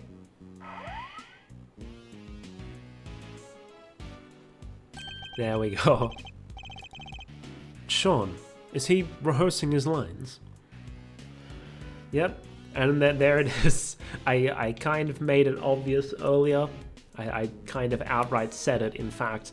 But yeah, he was just, it wasn't a Gordy, it was just the camera crane. It's Sean. Is he rehearsing his lines? Sean was there on his own, running his lines. There's a clearly visible footprint right there, which means this must be from last night. Yeah, he does this sometimes. When he's not happy with a scene, he borrows the equipment and goes over it on his own time. Wow, he's really dedicated, huh? Sure is. He may be young, but he takes his craft seriously. You gotta admire it. Well, that part of it at least. The using kit without asking part, not so much. And he would have been able to use the equipment on his own. Sure, if all he wanted to do was shoot something pretty basic. Huh? What is it, Kay? Where did Sean go? He ran off somewhere. And just left the camera running? It stopped. I guess he ran out of tape. Or he just went off camera to shut it off. So that's all that's on there? Sean's rehearsal? Da da da da. Okay, there's that. Excuse me, Mr. Taxi Man. Oh ho, hey there, pal. Why the long face, huh? Ever think you ought to lighten up a little? Did you take any passengers here this morning? Does a witch wear a pointy hat? You bet I did. Just the one fare, mind you. And who was the passenger? It's two guys. Had on these black suits, real sharp looking. Do they have a boy with them? This boy. Nah. Like I said, it was just the two of them. Alright, never mind. Thank you for your help. Thought we might be onto something there, but no luck. Two men took a taxi. They did not have a child with them. A very good day to you, Prosecutor Edgeworth, sir. Huh? I'm not a prosecutor anymore. But he doesn't need to know that, I guess. Good day to you too, officer. Can I ask why you've been posted here? Me? Oh, I'm just keeping an eye on things. Excellent. Perhaps you can tell me if any vehicles have come in or out of here this morning. None except the taxi and that blue truck over there, sir. Only 2 vehicles have come in or out. That could be useful to know. Okie dokie. Now what about this here blue truck? Sean! Sean! You in there? No sign of him here either. Kinda thought that basket on the back of the truck there looked suspicious. She's not wrong, it does.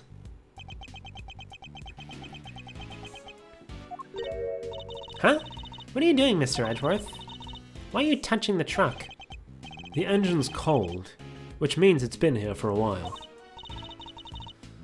No way, you can tell just from that? If it's been parked here a while, I guess the driver might not be nearby either. We don't really have time to be standing around waiting until they get back. Blue truck. Okay. I guess that's evidence.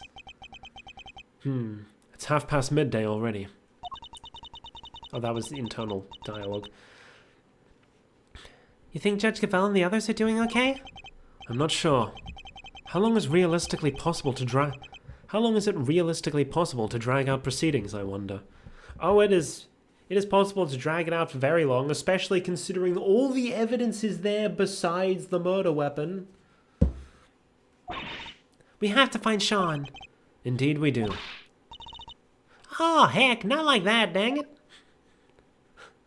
Oh, here they are. How you think we're gonna get a scoop like that? Sorry, Chief, my bad. They have the same fucking voice. How am I supposed to, why are they in the same place? How am I supposed to do this? Guess I need to come up with a different voice for Tabby. How many times I gotta say it? We're scoop fiends, wild critters that survive on scoops and scoops alone. Every second we ain't scooping, we're starving. It's scoop or die out there. Yes, Chief. Fuck it, they're just gonna have the same voice. Well, look who it is. That should have been in Edgeworth's voice, although I can't help but wish it wasn't. When did those two get here? Hey, Mr. Edgeworth, we should go talk to them. Should we? Fine. I suppose we should. Miss Lloyd calls you Chief, doesn't she? Sure does, because that's exactly what I am. She's my #1 cub reporter.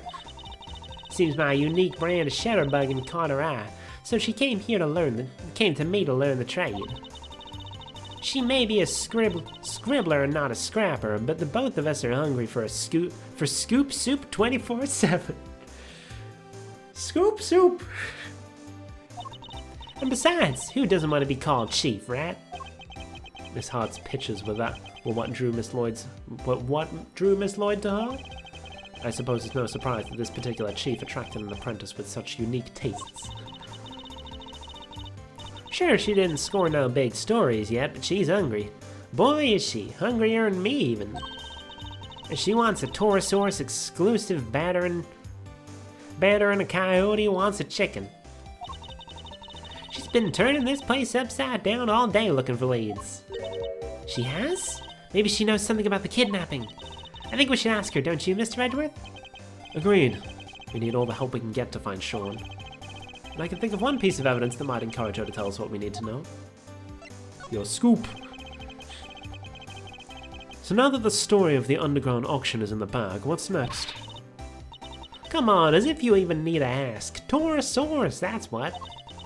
Fate done dropped him right in my danged lap.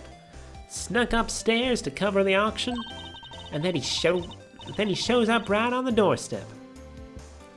And stomps big old footprints everywhere for good measure. And you have a particular news outlet in mind for this big scoop? Huh, does a bear do its business in the woods? I got me 2 or 3 in mind. They'll be all over this like a rash. Heck, there's even one right here in the big building. Tabby and me, we're in and out of there all the time. I mean, mostly on account of how fond they seem to be of throwing us out on our ears, but still. Sounds as if they're both more out than in. And I guess we present this. No offense and all, but if you're trying to reel me in here, y'all better have some tasty bait on that hook. By which I mean scoops, and plenty of them. She didn't seem interested in that at all. Okay, so I guess we present it to Tabby instead. Hi, Tabby, it's been a while. But, well, if it ain't my good friend Ruffles. Good to see y'all again. I'm trying to make her voice a little higher pitched than Lotta's, but it's not working. You'll just have to bear with me. And to you, Miss Lloyd. But how come you're here, if you don't mind me asking?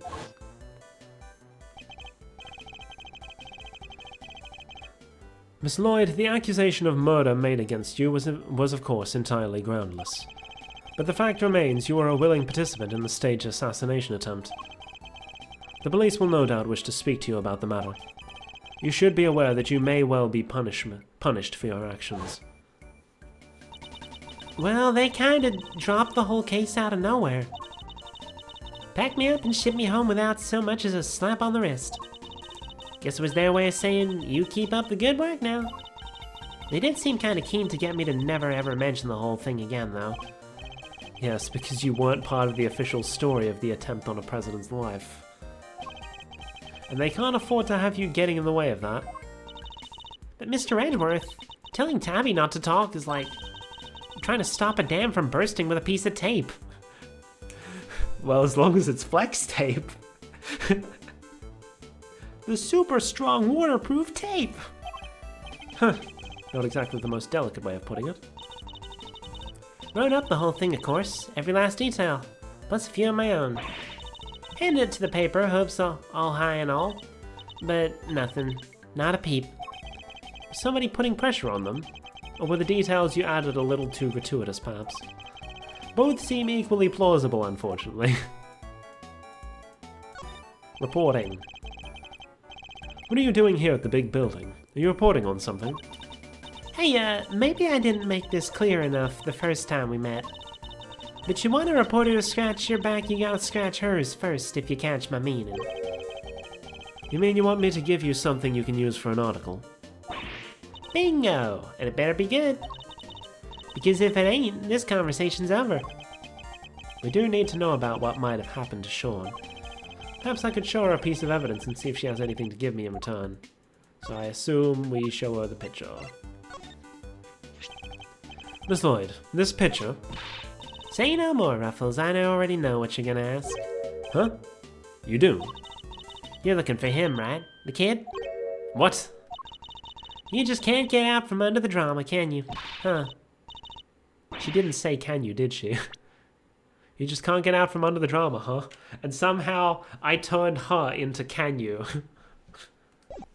Wherever he goes, the bodies follow. Miles Edgeworth, trouble magnet. Pretty much sums you up, right?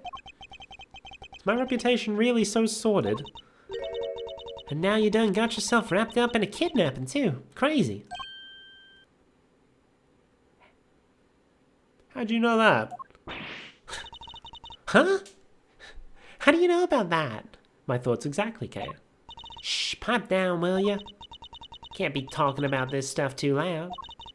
I ain't even told the chief about it. Gotta keep it on the down low, okay? That ain't a count I want to get out of the bag. I want out of the bag just yet. Seriously, how do you know about it? Surely Judge Cavell hasn't told anybody except us. Heh heh heh. I bet you'd just love to know, wouldn't you? Well, you can't. It's a secret. She's as stubborn as ever, it seems. Hey, quit staring at me like that. I ain't sharing nothing under that thundercloud of a face. So, you know something, right? Sure do. Truth is, I done saw it. Little kid being bundled off by two shady characters in black suits. According to Miss Lloyd, 2 men in black suits took Sean away. Oh no. What? Do you know where they went? Nope. Don't got a clue. It was kind of far away when I spotted them. Lost sight pretty quick. Dang it. Still, at least we know something about our kidnappers now. Yes, 2 men in black suits. Well, now that's interesting because according to our logic, the 2 men in black suits did not have a child with them.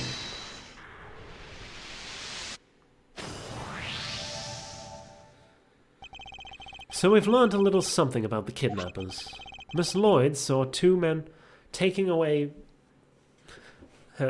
Miss Lloyd saw 2 men taking Sean away. And the taxi driver remembers giving 2 similar-looking men a ride. They must be the same people, right? I'd say it's a distinct possibility, yes, but there's one thing that doesn't make sense. The taxi driver specifically said the 2 men didn't have a child with them. 2 men who took Sean away got into a taxi without him. No Sean. Oh yeah, that is weird.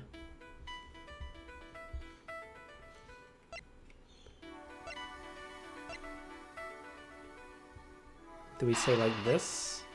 Like the... he was stuffed in the case? Maybe?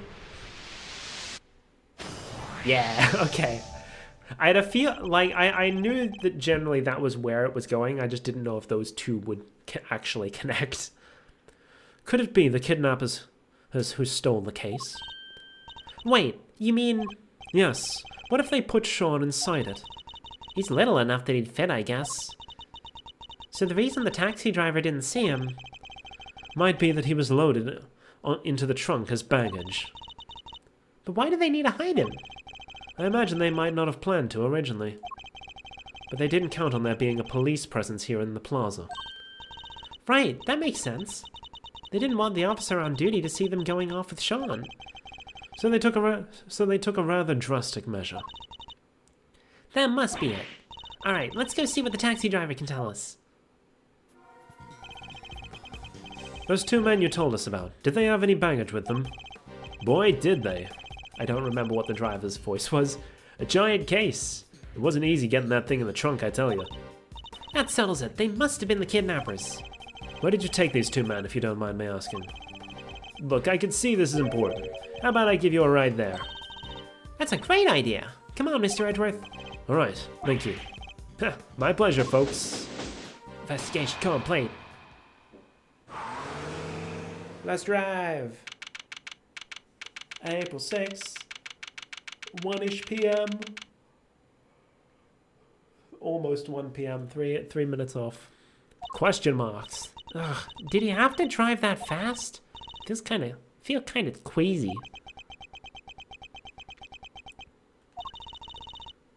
You okay, Mr. Edgeworth? You look a little green yourself. I'm fine. The driver said he took the men to the garage of this house right here. Which means this must be where they brought the case.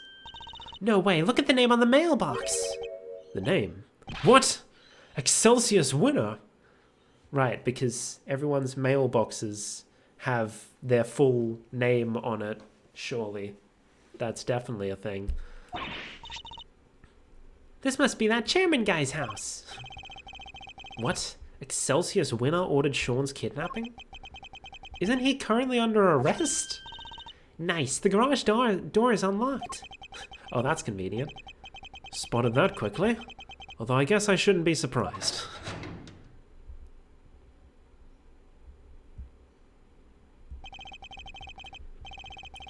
Smells of engine oil in here.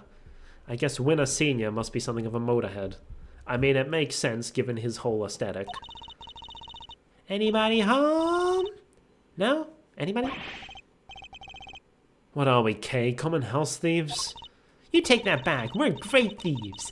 Don't ever let me hear you say different. Have some self-respect, Mr. Edgeworth. She didn't like that at all. Anyway, it seems nobody's around, which hopefully means we're not at risk of being arrested. Don't let your guard down yet. We're only just getting started here. Now, let's find us some treasures. Aren't we supposed to be looking for Sean? Well, he is, obvious. I think we know what this is.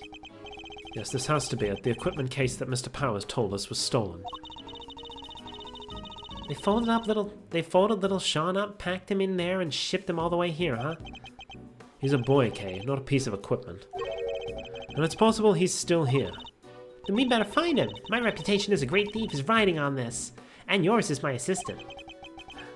Sure it is. What do we got here? Look, a treasure!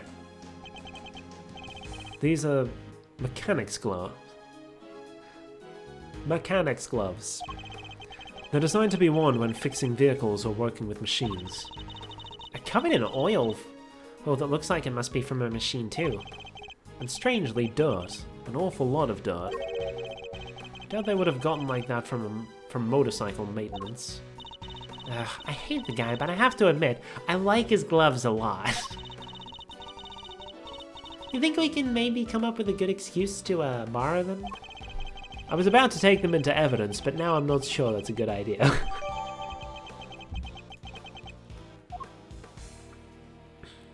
We got the gloves. No way, this bike is super cool. There's even a skull over the headlight.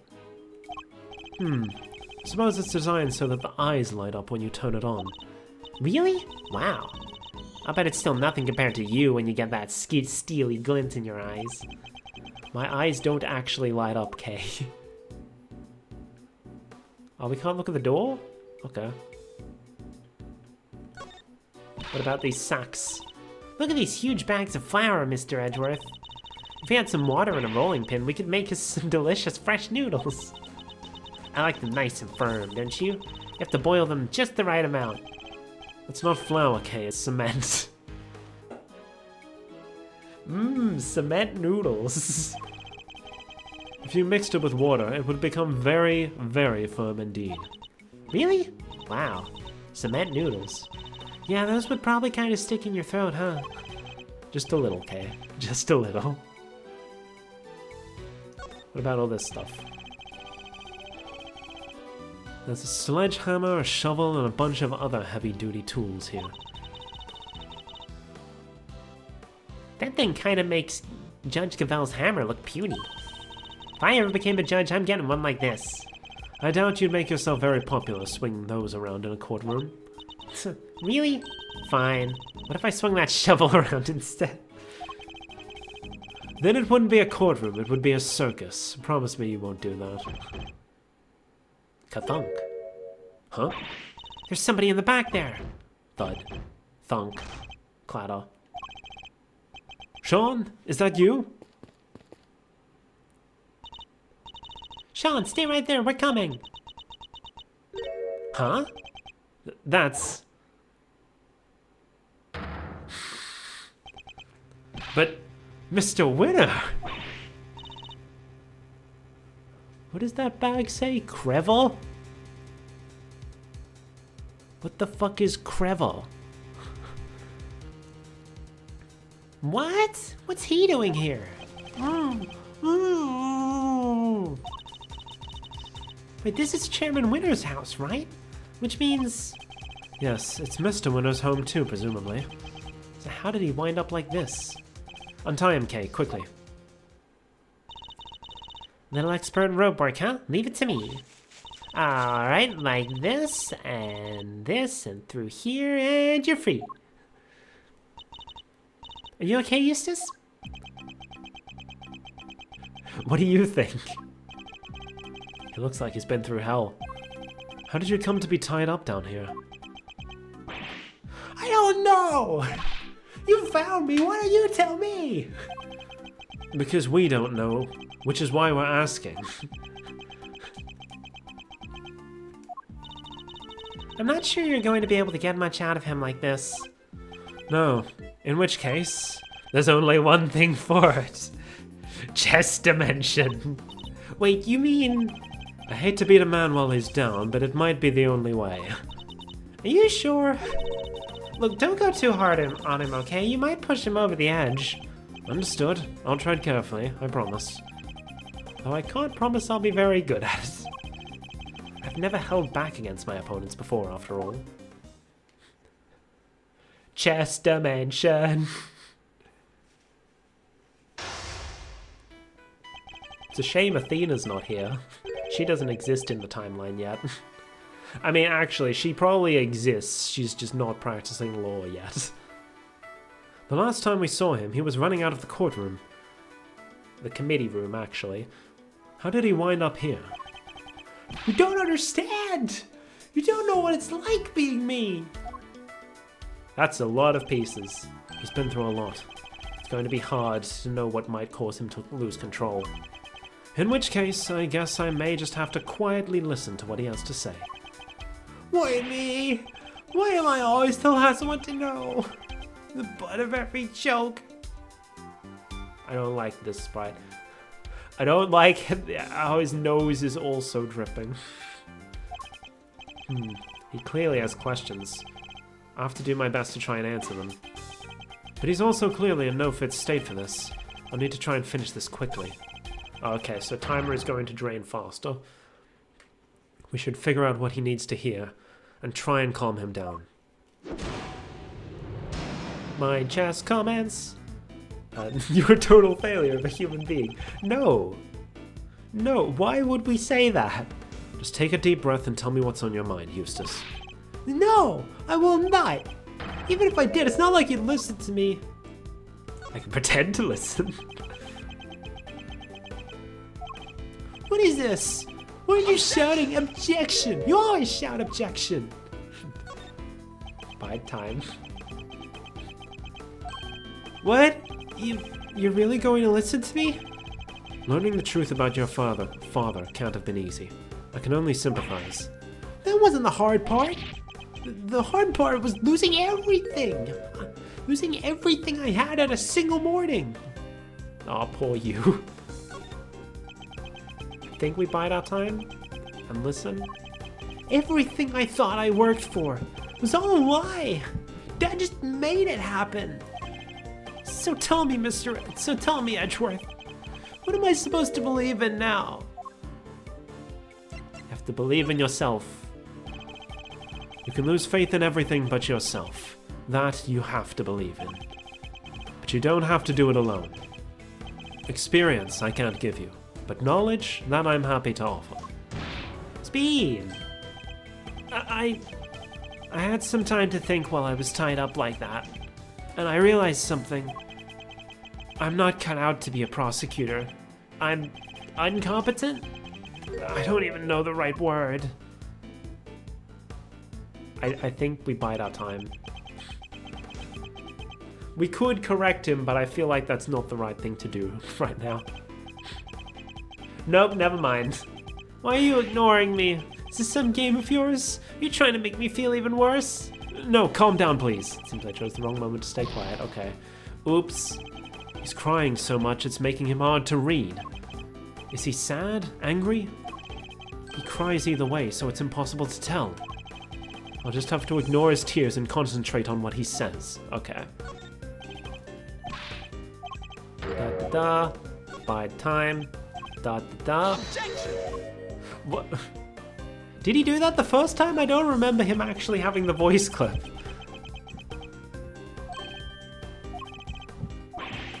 This is the hardest part. Bide time. Man, this is a lot for like the first statement. You have to believe in yourself. That's the place to start. And I said, hey. Incompetent, don't even know the right word. I believe you mean incompetent. I think the word you're looking for is incompetent. But judging one's own competence is notoriously difficult. So I need you to trust me on something. You're getting better at this, Eustace. Day by day, inch by inch. I swear it. Boom! Now I need to ask you something. Will you help me out? Sure. What do you want to know? Well, first of all, thank you for calming down. Next, I want you to tell me about your kidnapping. Recharge! I need you to be as detailed as possible, Eustace. Tell me everything you remember seeing and hearing. Who were you kidnapped by? Do you have any idea who your kidnappers might have been? No, of course I don't! If I did, I'd have told you already! That's a good point. He raises a valid point. I need a clue if I'm going to pursue this line of questioning any further. Should try another tack for now. What do they want? Do you have any idea why someone might have wanted to kidnap you? What do you mean? What did anybody kidnap anybody? For a ransom, right? I'll need a clue if I want to pursue this line of questioning any further. Alright, why were you taken to your own home? Why would somebody kidnap you only to take you back to your own home? Don't you think I want to know that too? I'm the victim here. What are you asking me for? How am I supposed to know? Bide time. They locked me up in that box, then locked me up in here? I was scared. So scared. Did you happen to overhear anything your kidnappers might have said? I think one said, if you want to blame someone, blame the guy who owns this house. Excelsius? The owner of this house? That's your father, isn't it? Speed! Is it? I guess it is. Huh? Oh, I get it. The kidnappers were people who hated my dad. That's not it, at least not based on what else we know of the situation. But there was some kind of link between the kidnappers and Winner Sr. That could be a clue. Do you have any idea who your kidnappers might have been? No, of course I don't. If I did, I'd have told you already. Time to deploy my clue. Your father was behind your kidnapping. Your captor wanted you easily at hand. And where could be more convenient than one's own home? I hate to break it to you, Eustace, but the kidnapping was ordered by your father. Speed! What? You don't think he wanted me out of the way? That he was going to kill me? Of course not. What good would that have done to him? His own son dead in the family garage? He would have instantly become the prime suspect. Speed! You're right! Okay, so why did he have me kidnapped? Well, it won't have been for a ransom, not his own son. That wouldn't make sense. So his motive for the kidnapping must have been something else. This could be an important clue. Do you have any idea why somebody might have wanted to kidnap you? What do you mean? Why does anyone kidnap anybody? For a ransom, right? Time to deploy my clue. Why would someone kidnap their own child if they were planning on demanding a ransom? Speed! Yeah, that's kind of weird. Did anything odd happen during the kidnapping? No, I just answered their stupid question and they grabbed me, sob. What did they ask you? The question? What did they ask you? Boom! Stop glaring at me like that! What was it again? Oh yeah, they asked me if I knew Gavel. Of course. Things are starting to fall into place now. Your father, his goal wasn't to kidnap you.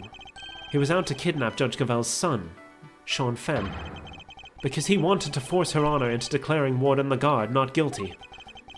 Wait, Gavel has a son? And it was all so Lagarde would be found not guilty? I think you were mistaken for Sean, and that's why you were kidnapped. What? You mean I went through all that by mistake? Wait, that kind of makes sense. Yeah, that would explain the part where... Where what? Have you remembered something? No, it's nothing. I'm nothing. I'm useless, meaningless. Just go. Just leave me alone. This isn't good. I think I've pushed him as... This isn't good. I think I've pushed him as far as he can reasonably be pushed. I have to calm him down and get him to tell me what it is he just remembered. Judging by his fragile demeanor, I'd say he's still suffering considerably. I need to help him get back on his feet. What is it you remembered? You remembered something just now. What was it? I didn't remember anything. All I remember is him. You mean your father? Him? You mean your father? Speed. No, I didn't mean to bring him up. I'm nothing compared to him. I'd never have made Prosecutor if he didn't help me. I've been wanting to ask about that for some time. Why did you become a prosecutor? What do you mean? You think it too, don't you? That I wasn't meant to be one? That I'm not good enough? Bide time. Say something, will you? You chose this path. Why? You must have a reason. It's not like that. There's no big reason behind it all. The reason's stupid and dumb and not important. Bide time. It doesn't get you any funny dialogue, but I do like that the fake options are like really stupid a lot of the time. Like if I said, like I said, it's stupid, it probably doesn't mean much to anybody except me. I've often felt much the same about my own reasons for becoming a prosecutor. Really? You have... But you're a real one. A good one. A success. Even my dad, the chairman of the committee, said so. You wanted your father's approval? You wanted your father's approval. I can well understand that. Speed! You can? I thought if I became the best prosecutor out there, he'd finally accept me for who I am. I just wanted to not be useless. You're not.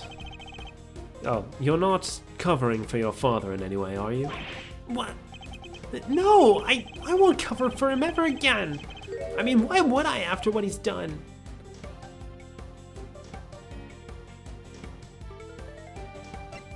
So you want to be of use to your father? You have a strong desire to be of use to him, so he'll approve of you. Isn't that fair to say? Spin! I was so close to picking bide my time there. I mean, why can't I be just once in my stupid life? Why can't I make it better? Why can't I clean his name? It's clear his name. It is impossible to clean a name, Eustace, but you can clear one. Huh? I never knew that. In your father's case, though, it's going to be hard. His crimes continue, as your kidnapping shows. Knowing that, you still think you can help him? But what else can I do? But what else do I have? What else am I supposed to do? Why don't you be a better man and rise above the father who made a fool of you? Stare him straight in the eyes and stop him from committing any more crimes. Hey, you're right. I'll prove him wrong about me. I'll prove him wrong about everything. That seems to have calmed him down again. Now I just need to get him to tell me what happened to the evidence. Recharge that time. Let's see if I can give him the courage he'll need to stand up to his father. Whatever. Key piece of evidence from the Lagarde trial failed to make it to the courtroom. As the prosecutor in charge, they were your responsibility. Did you misplace them somehow? But no, that's not what happened. You haven't heard my side of the story. Okay, let's hear it then. I thought I was putting them in the safest place there was. But oh, what did I do? What did I do? I need a clue if I'm going to pursue this line of questioning any further. Okay. How about this? What's the connection between your father and Warden Lagarde? Sorry, I don't know much about that. You can't think of it? You can't think of anything? Even the smallest morsel could be a valuable clue. Oh, I think they maybe worked together once, and... What else do you remember? And? What is it? What else have you remembered? Spin! I think she got the job at the prison because my dad recommended her. Interesting. Did he have any particular reason to recommend her? I guess he thought she was good at her job. Unlike me. Bide time, I think. I don't think we're getting anywhere with that. I think they knew each other from back when he was the chief prosecutor. What was he like back then? Was he different at all? Oh, he was amazing. There wasn't a piece of evidence he didn't know or a case he hadn't read. An intimate knowledge of cases and the evidence pertaining to them. That could be an important clue. Oh, is this where we do it? Is this the clue we need? Bide. What did I do? Seems he's drowning in his own self-doubt again. Guess I'd better send out a lifeboat and bring him in. You gave the evidence to your father. I think I know what you thought would be the safest place possible. With your father. Isn't that correct? Spain! What? Ah! He told me it would be safe with him. He said there was nowhere safer. Well, I'm afraid he betrayed your trust. And in the ugliest way possible. So, he got rid of it? Why, Dad? What were you thinking? He wanted to mess with the trial. Your father wanted to obscure the truth in order to ensure that Warden Lagarde was declared innocent. There's no easy way to say this, Eustace. He used you. He Eusticed you. What? Nah! There's a chance the evidence is still in Chem and Winner's possession. And we still don't know where Sean is. We need to get back out there and find him. It's all my fault. What do I do now? I can't stand by and watch him like this. He's had a brutal collision with a reality he never knew existed.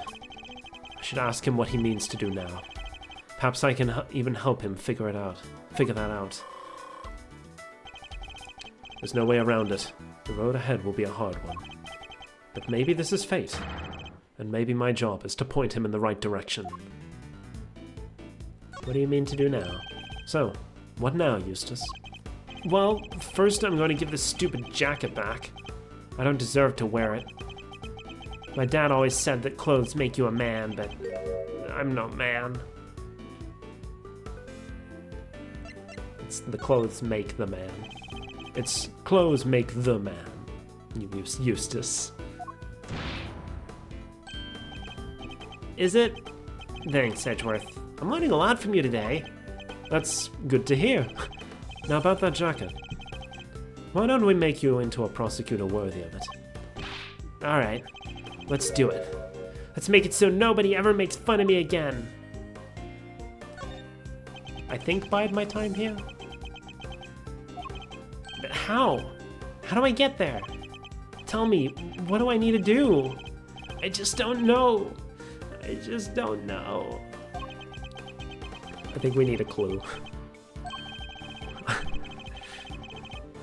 Edgeworth doesn't know. Okay. Do you mean to be like your father? To continue to ignore the truth? Come on, give me a break, will you? Can't a guy get a glass of human kindness when he needs one? The milk of human? I don't... Is that a phrase? Okay, never mind. Okay, I guess the milk of human kindness is in fact a phrase. And we have to correct him on it. Okay, I've never heard that phrase before. Sure. A glass of human kindness when he needs one. Are you talking about the milk of human kindness? I'm afraid that's not quite how the phrase is used. Speen! Huh? It's not? Listen, talking with you like this, it's helpful for me too. There was a time where there were truths I didn't want to face up to either. But a good friend taught me the error of my ways. A good friend who wears blue and whose name I am not going to say. That's nice, but I don't have anybody like that.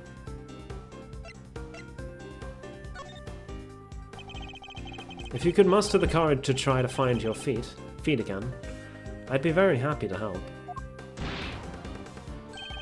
You would? But only if you really mean to try. I don't want to be like my dad. You want to be better than him, don't you? Yes, Eustace, I see it now. I assume that's our clue? Do you mean to continue working as a prosecutor, Eustace? But I don't know if it's good. I'm guessing we need a clue from both of these, and then we take it back to the first one. I don't even want to think about that yet. After all, I only ever became one because of my dad. I probably shouldn't even think about carrying on, should I? Only you can answer that. The only person who can answer that question is you. Speen! Yeah. Only you can decide what path you choose to walk. Then, I don't want to stop being a prosecutor. If I give up now, I'll regret it for the rest of my life. I just know it. So he intends to see this through. I'll bear that in mind. That should have been Edgeworth's voice. He's told me that he wishes to be better than his father, and that he wishes to remain a prosecutor. Take that to mean he wants to be a different kind of prosecutor than his father. That's the first important decision he's ever made for himself.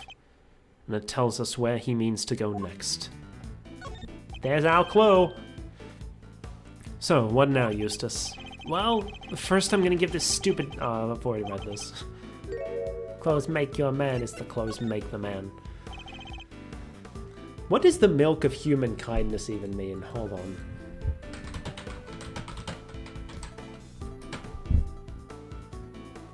It's a phrase coined by Shakespeare referring to compassion, sympathy, and kindness. Lady Macbeth uses it to describe her husband, whom she believes is too full of the milk of human kindness to take ruthless actions necessary to seize the throne. Okay, cool. Never heard that before. And I studied Macbeth in high school, so I guess I just forgot about it. Spin! Okay, let's do it. Bide time.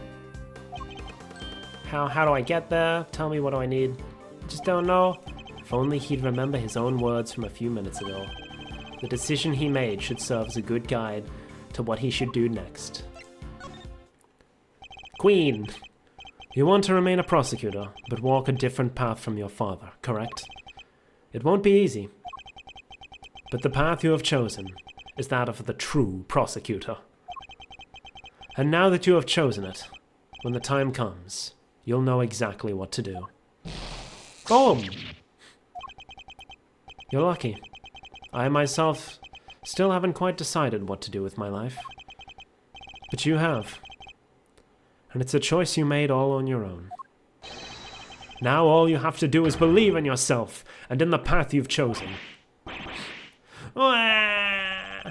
Mistaken for Sean and kidnapped by his own father's underlings, and losing his belief in himself as a prosecutor after his father stole his evidence. He's been through so much in the span of a single day. More than I can imagine. Well, it took a little longer than I thought it would. But that's checkmate. Chess therapy! Let's go! My chess checkmate!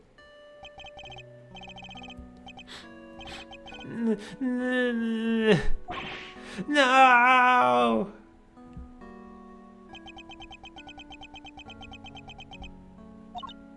Wow! I don't think I've ever seen him move so fast. He's particularly speedy when it comes to running away from things, it seems. And now we're back here. Big building plaza. God, we don't have much time left. I think we'd better check in with Fender. He'll want an update on what we've discovered. And we need to know what's going on over at the courthouse.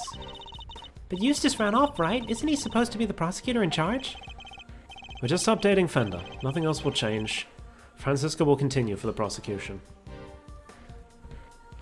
I totally forgot to do Edgeworth's voice for a line there, but don't worry about it. Okay. Is that really alright, though? It's going to have to be. Like you say, Eustace ran off.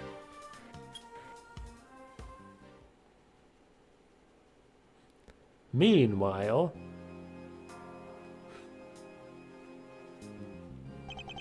Look, I hate to be a stickler for the details, but let's go over this just one more time, shall we? No murder weapon means no conclusive proof. Means no conviction. That's all there is to it. Except for the entire rest of the Ace Attorney series. Objection! It makes no sense! The lack of a murder weapon doesn't prove your client's innocence. And in just about every other case, the judge would listen to her. Don't make me come over there and whip it into you. Ah! Eddie, darling, how much longer is this going to take? It's almost as if you're trying to drag this out for as long as possible. Sorry, Fiefs. Our friend the prosecutor over there. It's our friend the prosecutor over there. She's as stubborn as a frickin' mule. Then give me a satisfactory explanation. Or I'll just have to keep whipping you until you can. Seriously? I've already taken more licks than I've had birthdays. Come on, Miles, what's taking you so long? I'm happy to buy you some time and all, but I'm taking a beating here. This is internal dialogue. I should have just read that in my normal voice. You're not supposed to have your phone on in the courtroom. But I guess they've violated that earlier in the Ace Attorney series, so it doesn't really matter. Oops, sorry, G, this one's important. Mind if I take it? Fine. Also, why is the gallery empty? Fender. Malzarino! Boy, am I ever glad to hear your voice. How are things on your end? We found Eustace. Sweet! And the knife? And the chisel? Unfortunately, he entrusted those both to his father's care. Which means that Chairman Winner is the only person who knows where they are. Chairman Winner? But why would he... We're not quite sure the specifics just yet. But we do know that Chairman Winner and Warden Lagarde have some sort of connection they'd rather others didn't know about. Gotcha. I guess the next move will be to get Excelsius Winter on the stand. Best to hear the deets from the proverbial horse's mouth, right? I'll keep looking for the missing evidence. And for Sean. Well, shake a leg, will you, big guy? Can't keep this one from going to the judges much longer. We're a gnat's whisker from a verdict here. Understood. I wonder how long Judge Gavel's nerve can hold. This can't be easy for her. We need to hurry. How are things over at the courtroom? Courtroom of Doom? They're going to call Chairman Winner to the stand. Who knows how that will go for them. Yeah, he's already stooped to evidence stealing and kidnapping. What else is he capable of? Exactly. Perhaps we should look over any evidence we might have relating to him just in case it might help. Good idea. All right, leave it to me. Presenting a hot new piece of evidence, fresh from the evidence oven. The gloves we found in his garage. Yes, I was thinking about those. Anything else? What about the case file from the IS-7 incident? Chairman Winter was involved in that, right? Yes, he helped suppress the evidence. It's probably a good idea to have the notes on hand.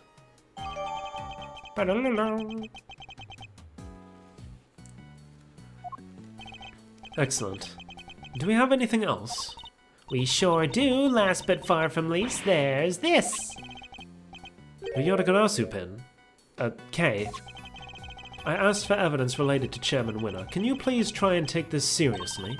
Says the guy who spends his life presenting people with evidence that has nothing to do with anything. No, I think you're thinking of Phoenix. He's the one that does that. He's the one that presents his badge all the time. It's canon, by the way. People actually bring up how much he likes to present his badge around. No, that's different. Wait, that's Eustace? Huh? Hey, what are you doing here? Wah! Rude? He totally ignored me. What was he doing in the big building, I wonder? Let's go inside and see if we can figure out what he was up to. Yes, good idea. Oh, we're going up here. Huh? The hatch is wide open. Maybe Eustace opened it up? Opened it? Did Eustace really come down here? Mr. Edgeworth, look! The safe, it's open! Guess maybe he did come down here. We'd better take a closer look. So I just want to check something. She presented her badge to us. Okay, no, there's nothing here, presumably. This is the pin Kay always wears. It's shaped like the mark of the Yatagarasu, and is very eye-catching indeed. I can't imagine any thief other than Kay would want to wear it. Okay, never mind. Just wanted to check, you know. Oh, hello. There's some stuff left in the safe. I think we'd better take a look, don't you? The owner will just have to forgive our prying. Oh, hey, there's the badger from case 3 of Ace Attorney Investigations, of the first Investigations game. It's neat. Is that a is it a document of some kind? Let's see. Yeah, a document. And there's a photo attached too. Hmm? This picture, it's of... Whoa, that's Mr. Knight, right? The name's Bronco Knight. I'm the president's personal bodyguard. Why is there a picture of him in here? What's this paperwork about? I'm not sure. Let's take a closer look. You are right, darling. There's some sort of connection between Knight and Canis. As you know, we've been trying to find out who Canis plays his silly correspondence chess games with. Well, now we know. I'll be pulling Knight into my office for a thorough grilling tomorrow. And I'll make that worm admit he's Canis' lackey if it's the last thing I do. So you do your bit too and retrieve the package we laid to rest 12 years ago. I'm sure it's still right in front of the planter where we left it.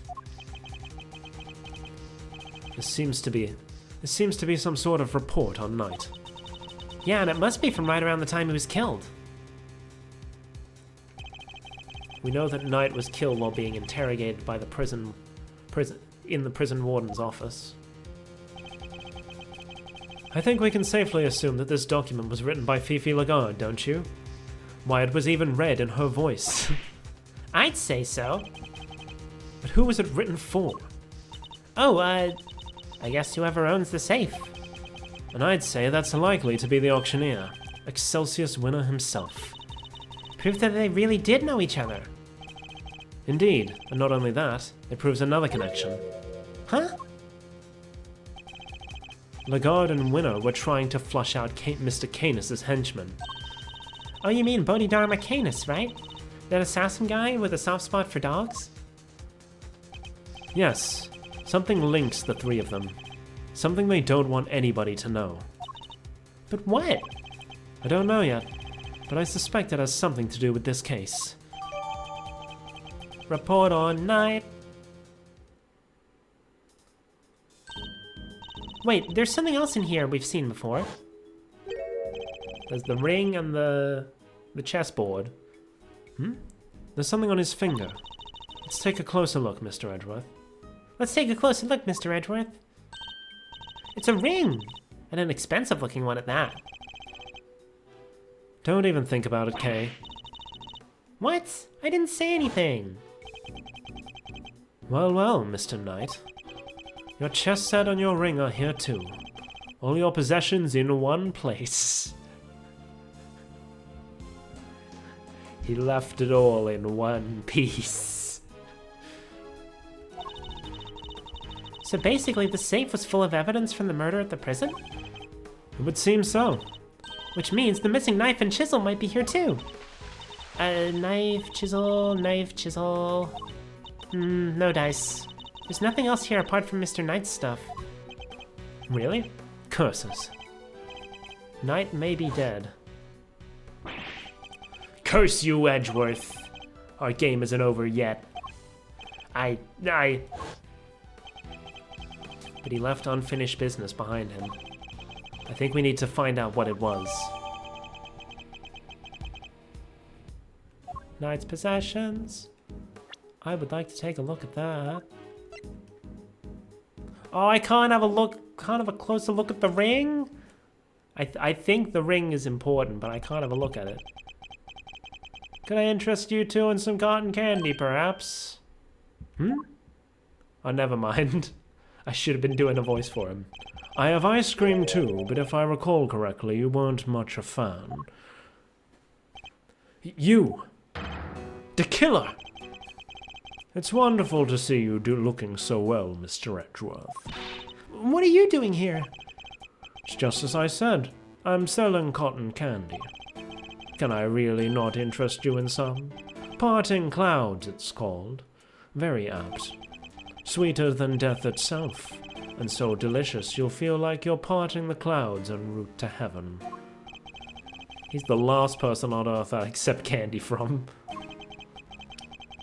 I was hoping to ask you about my... Okay, sorry.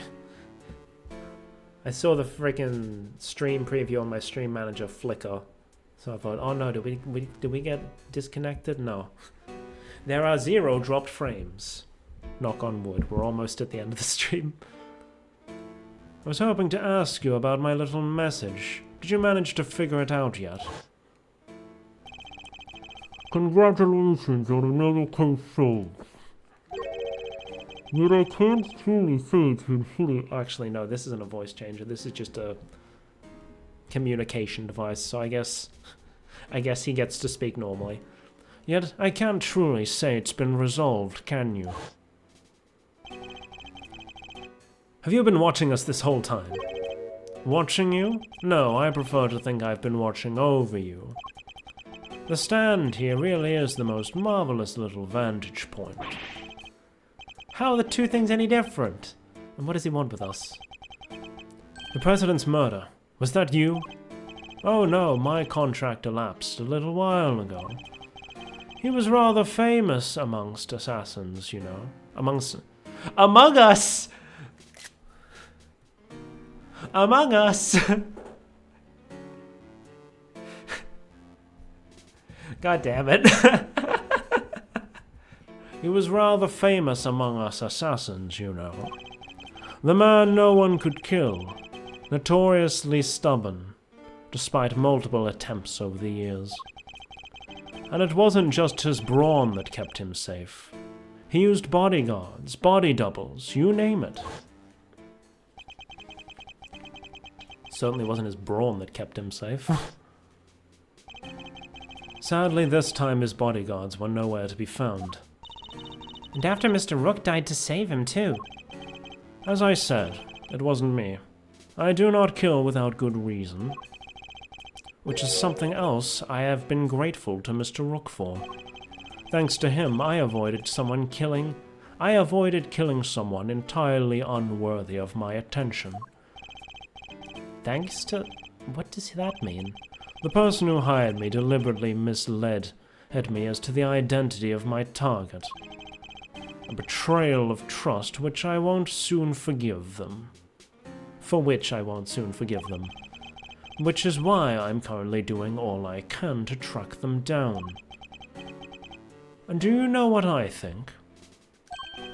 I think you and I are looking for the same person. Is he talking about whoever it was that killed the president? And who is this person, if you don't mind me asking? Oh, come now. I can't tell you that. It's against the rules. Revealing the identity of a client is out of the question. I'd hardly stay in business long if people couldn't trust me now, would I? But that doesn't mean there's anything to stop me from catching up with them in my free time. And what are you going to do when you find them? Why, dish out a little justice for the betrayal I suffered, of course. What? What are you saying? What's going to happen to them? I think you can imagine. Well, this hasn't exactly been a pleasant catch-up. But I shouldn't leave you completely in the dark. There's something you ought to know. Our mutual friend, Bodhidharma Canis, he escaped 3 days ago. What?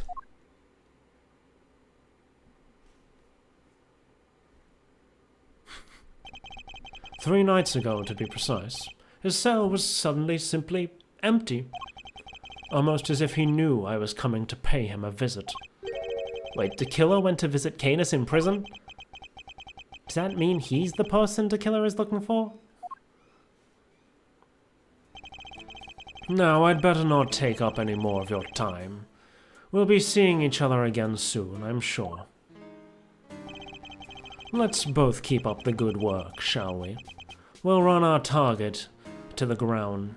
We'll run our target to ground in the end. Okay, then. First a killer, now Canis. 2 assassins on the loose. He just froze for a second. Huh? That sound. Mr. Edgeworth, it's Judge Cavell's cell phone. Could it be Sean?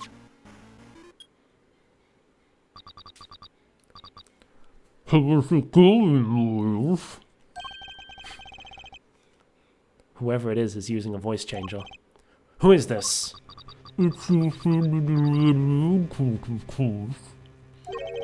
Red raincoat?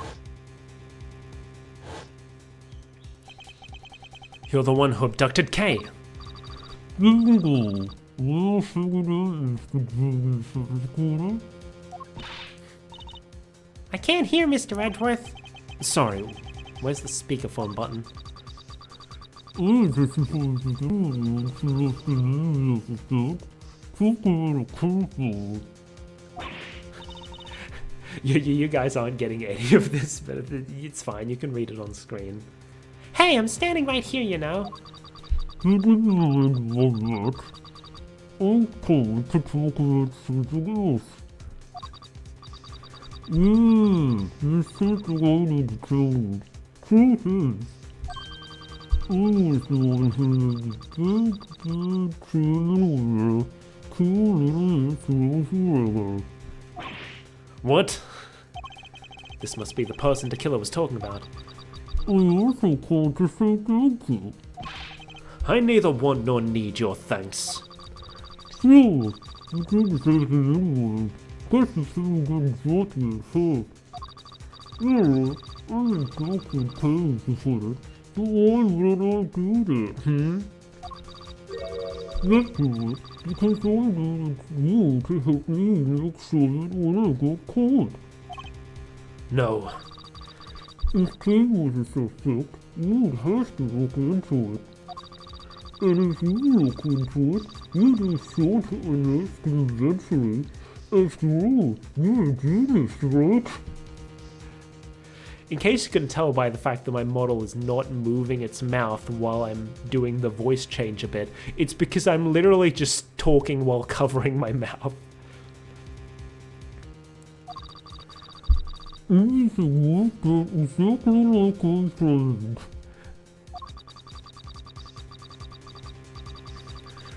Oh, but there's something else you should... There's something else you should know. Something you didn't figure out this. It wasn't Willis who kidnapped James Cameron's boy. Well, yeah, no shit. He kidnapped Sebastian.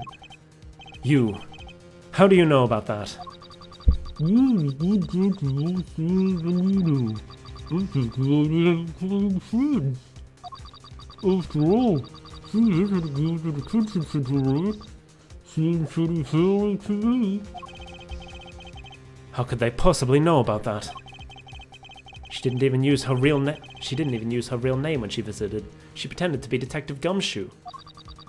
Anyway, you wanna know how I knew about the kidnapping? No, it's nice and simple at least. Because sweet innocent little Sean is here with me right now. What? No! Oh, it sounds like that one is a real surprise. Sorry I could see your faces. Well, okay, what do you say?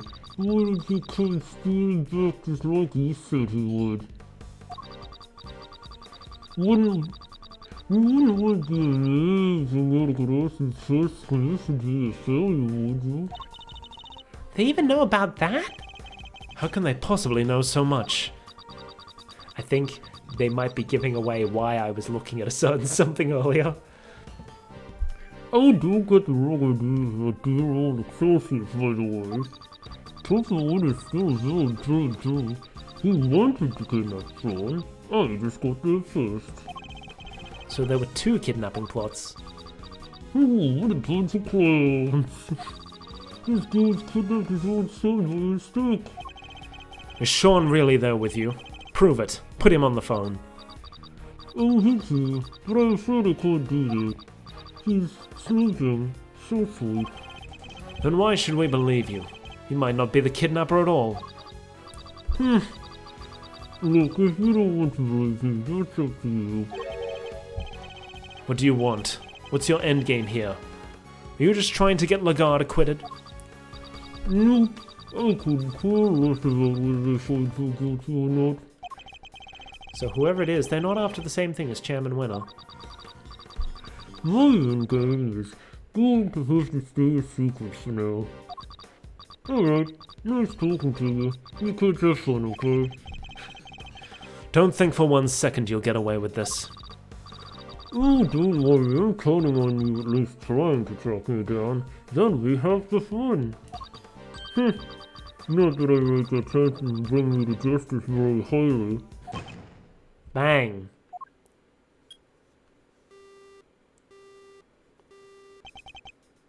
Ah, Who was that? I wish I knew, but they didn't give us enough to figure that out. Deliberately, I imagine. What? So we have nothing to go on?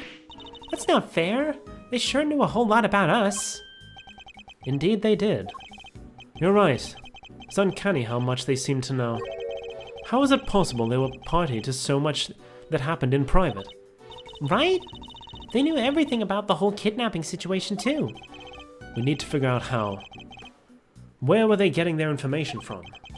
Let's consider this carefully. What were the things they knew? You and the good judge are more similar than you know. I think you might even be be becoming friends. After we literally just read this. We did not need a flashback. Edgeworth could have just summarized it. Of the amazing Yadagarasu's first commission to be a failure. Sounds like that one was a real surprise. If only I could see your faces. That's it. Based on the specifics they mentioned, there's only one possible answer. I've got it, Kay. I know how they knew. Huh? Really? Whoever it was, they were listening in on us. They must have been able to hear us somehow. It's the only possible answer.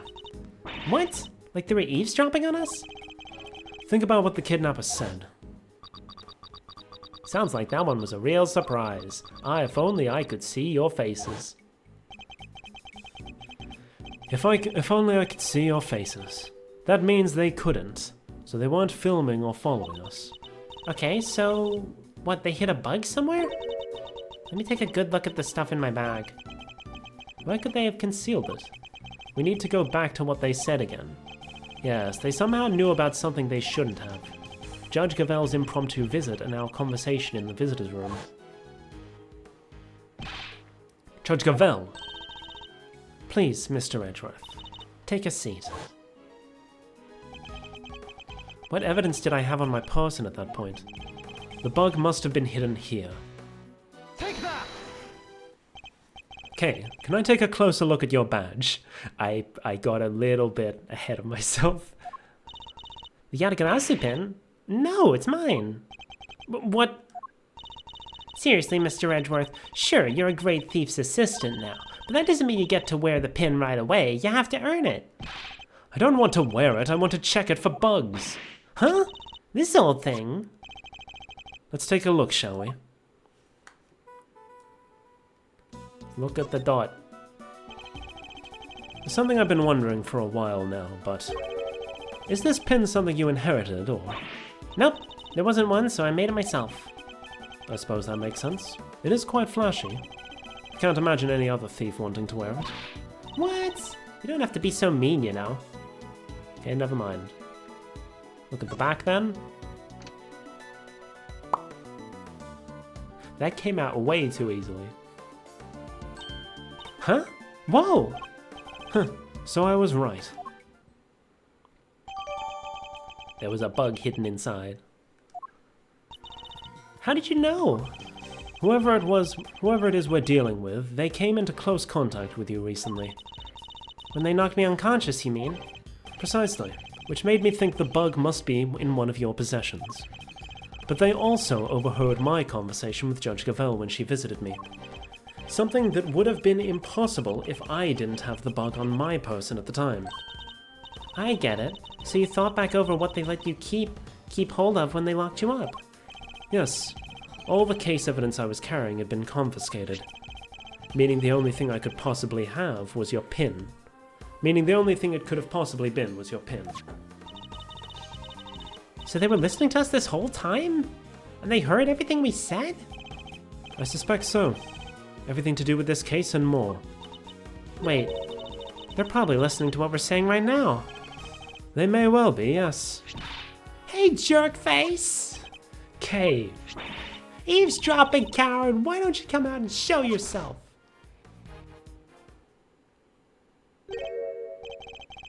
Huh? What was that sound? Ow, ow, ow, ow, ow, ouch, dang it. Huh? Oh look, it's Tabby. Y'all sure know how to surprise a girl. You gotta shout that loud without a word of warning? Maybe jump halfway out of my skin.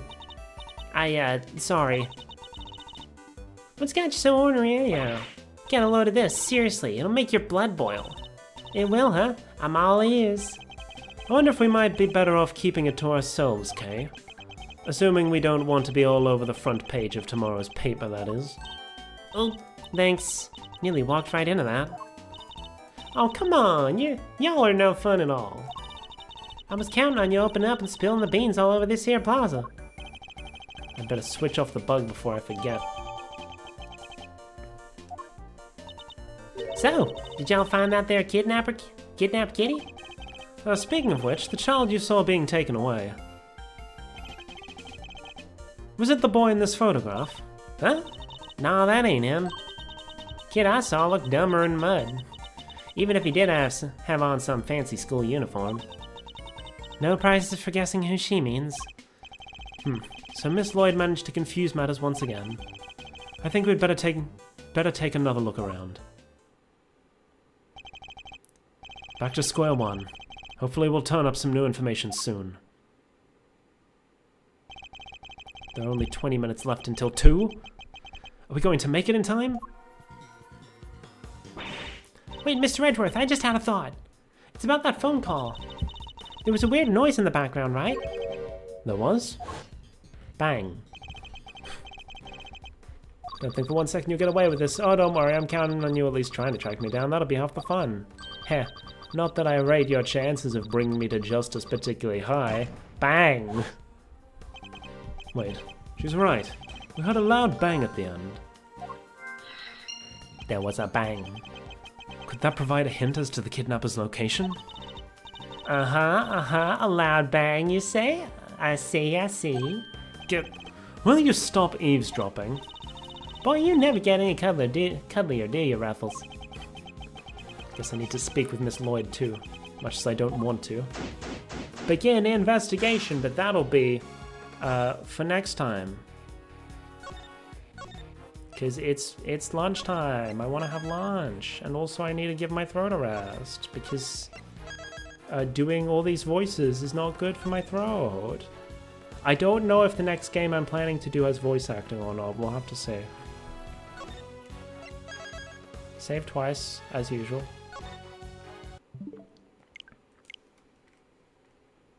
I'm just now realizing I played the entire thing through OBS and not, like, opening it up fully. Oops. I'm really out of it, aren't I? Anyway, thanks for watching.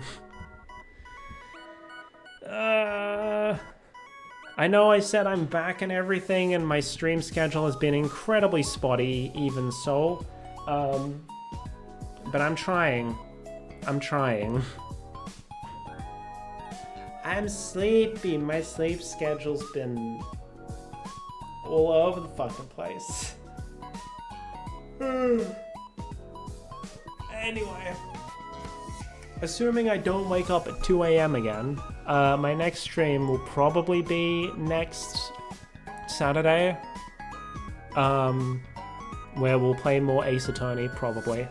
I am considering potentially doing some, like working streams. Like, they won't be uploaded to YouTube, it'll just be me, like, working on stuff in the background and, like, chatting with anyone who shows up. But I've just been thinking, like, I need to get myself more focused on what I'm actually trying to do instead of wasting my night away. I thought, you know, maybe doing a working stream would be a good way to do it. I used to do that with proofreading.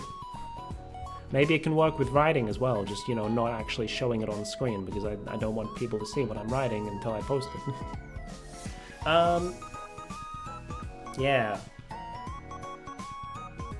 So that's what my next stream's gonna be. I am working on some, like, drawing stuff. I don't know if that's gonna be on stream. I feel like, after getting back into it a bit myself, I feel like I need to familiarize myself with drawing again before I try to stream it. Also, I still need to do more karaoke streams. I haven't had time to prepare for that. Maybe I'll commission someone to rig my model, and then we'll come back with the new model with a karaoke stream or some shit. I don't know. I'm just tossing ideas out there. Anyway, let's have a look who's online. I'm guessing a certain someone is, but is anyone else? Oh, a certain someone is not online. Okay.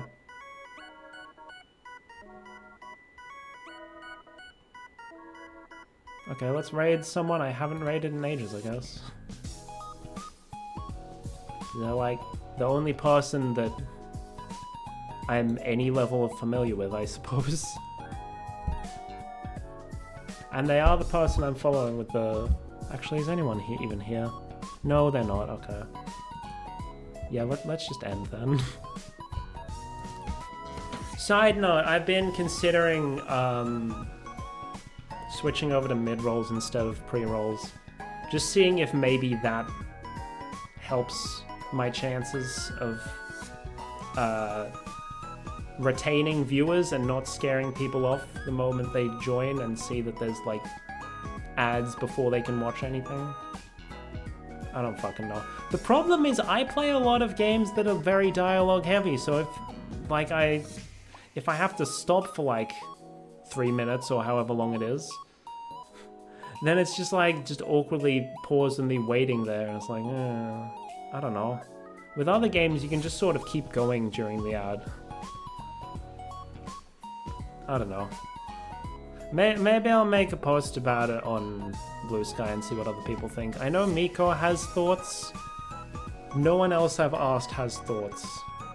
But yeah, something to think about. Anyway, thanks for watching. Otsukame. Bye bye and see you.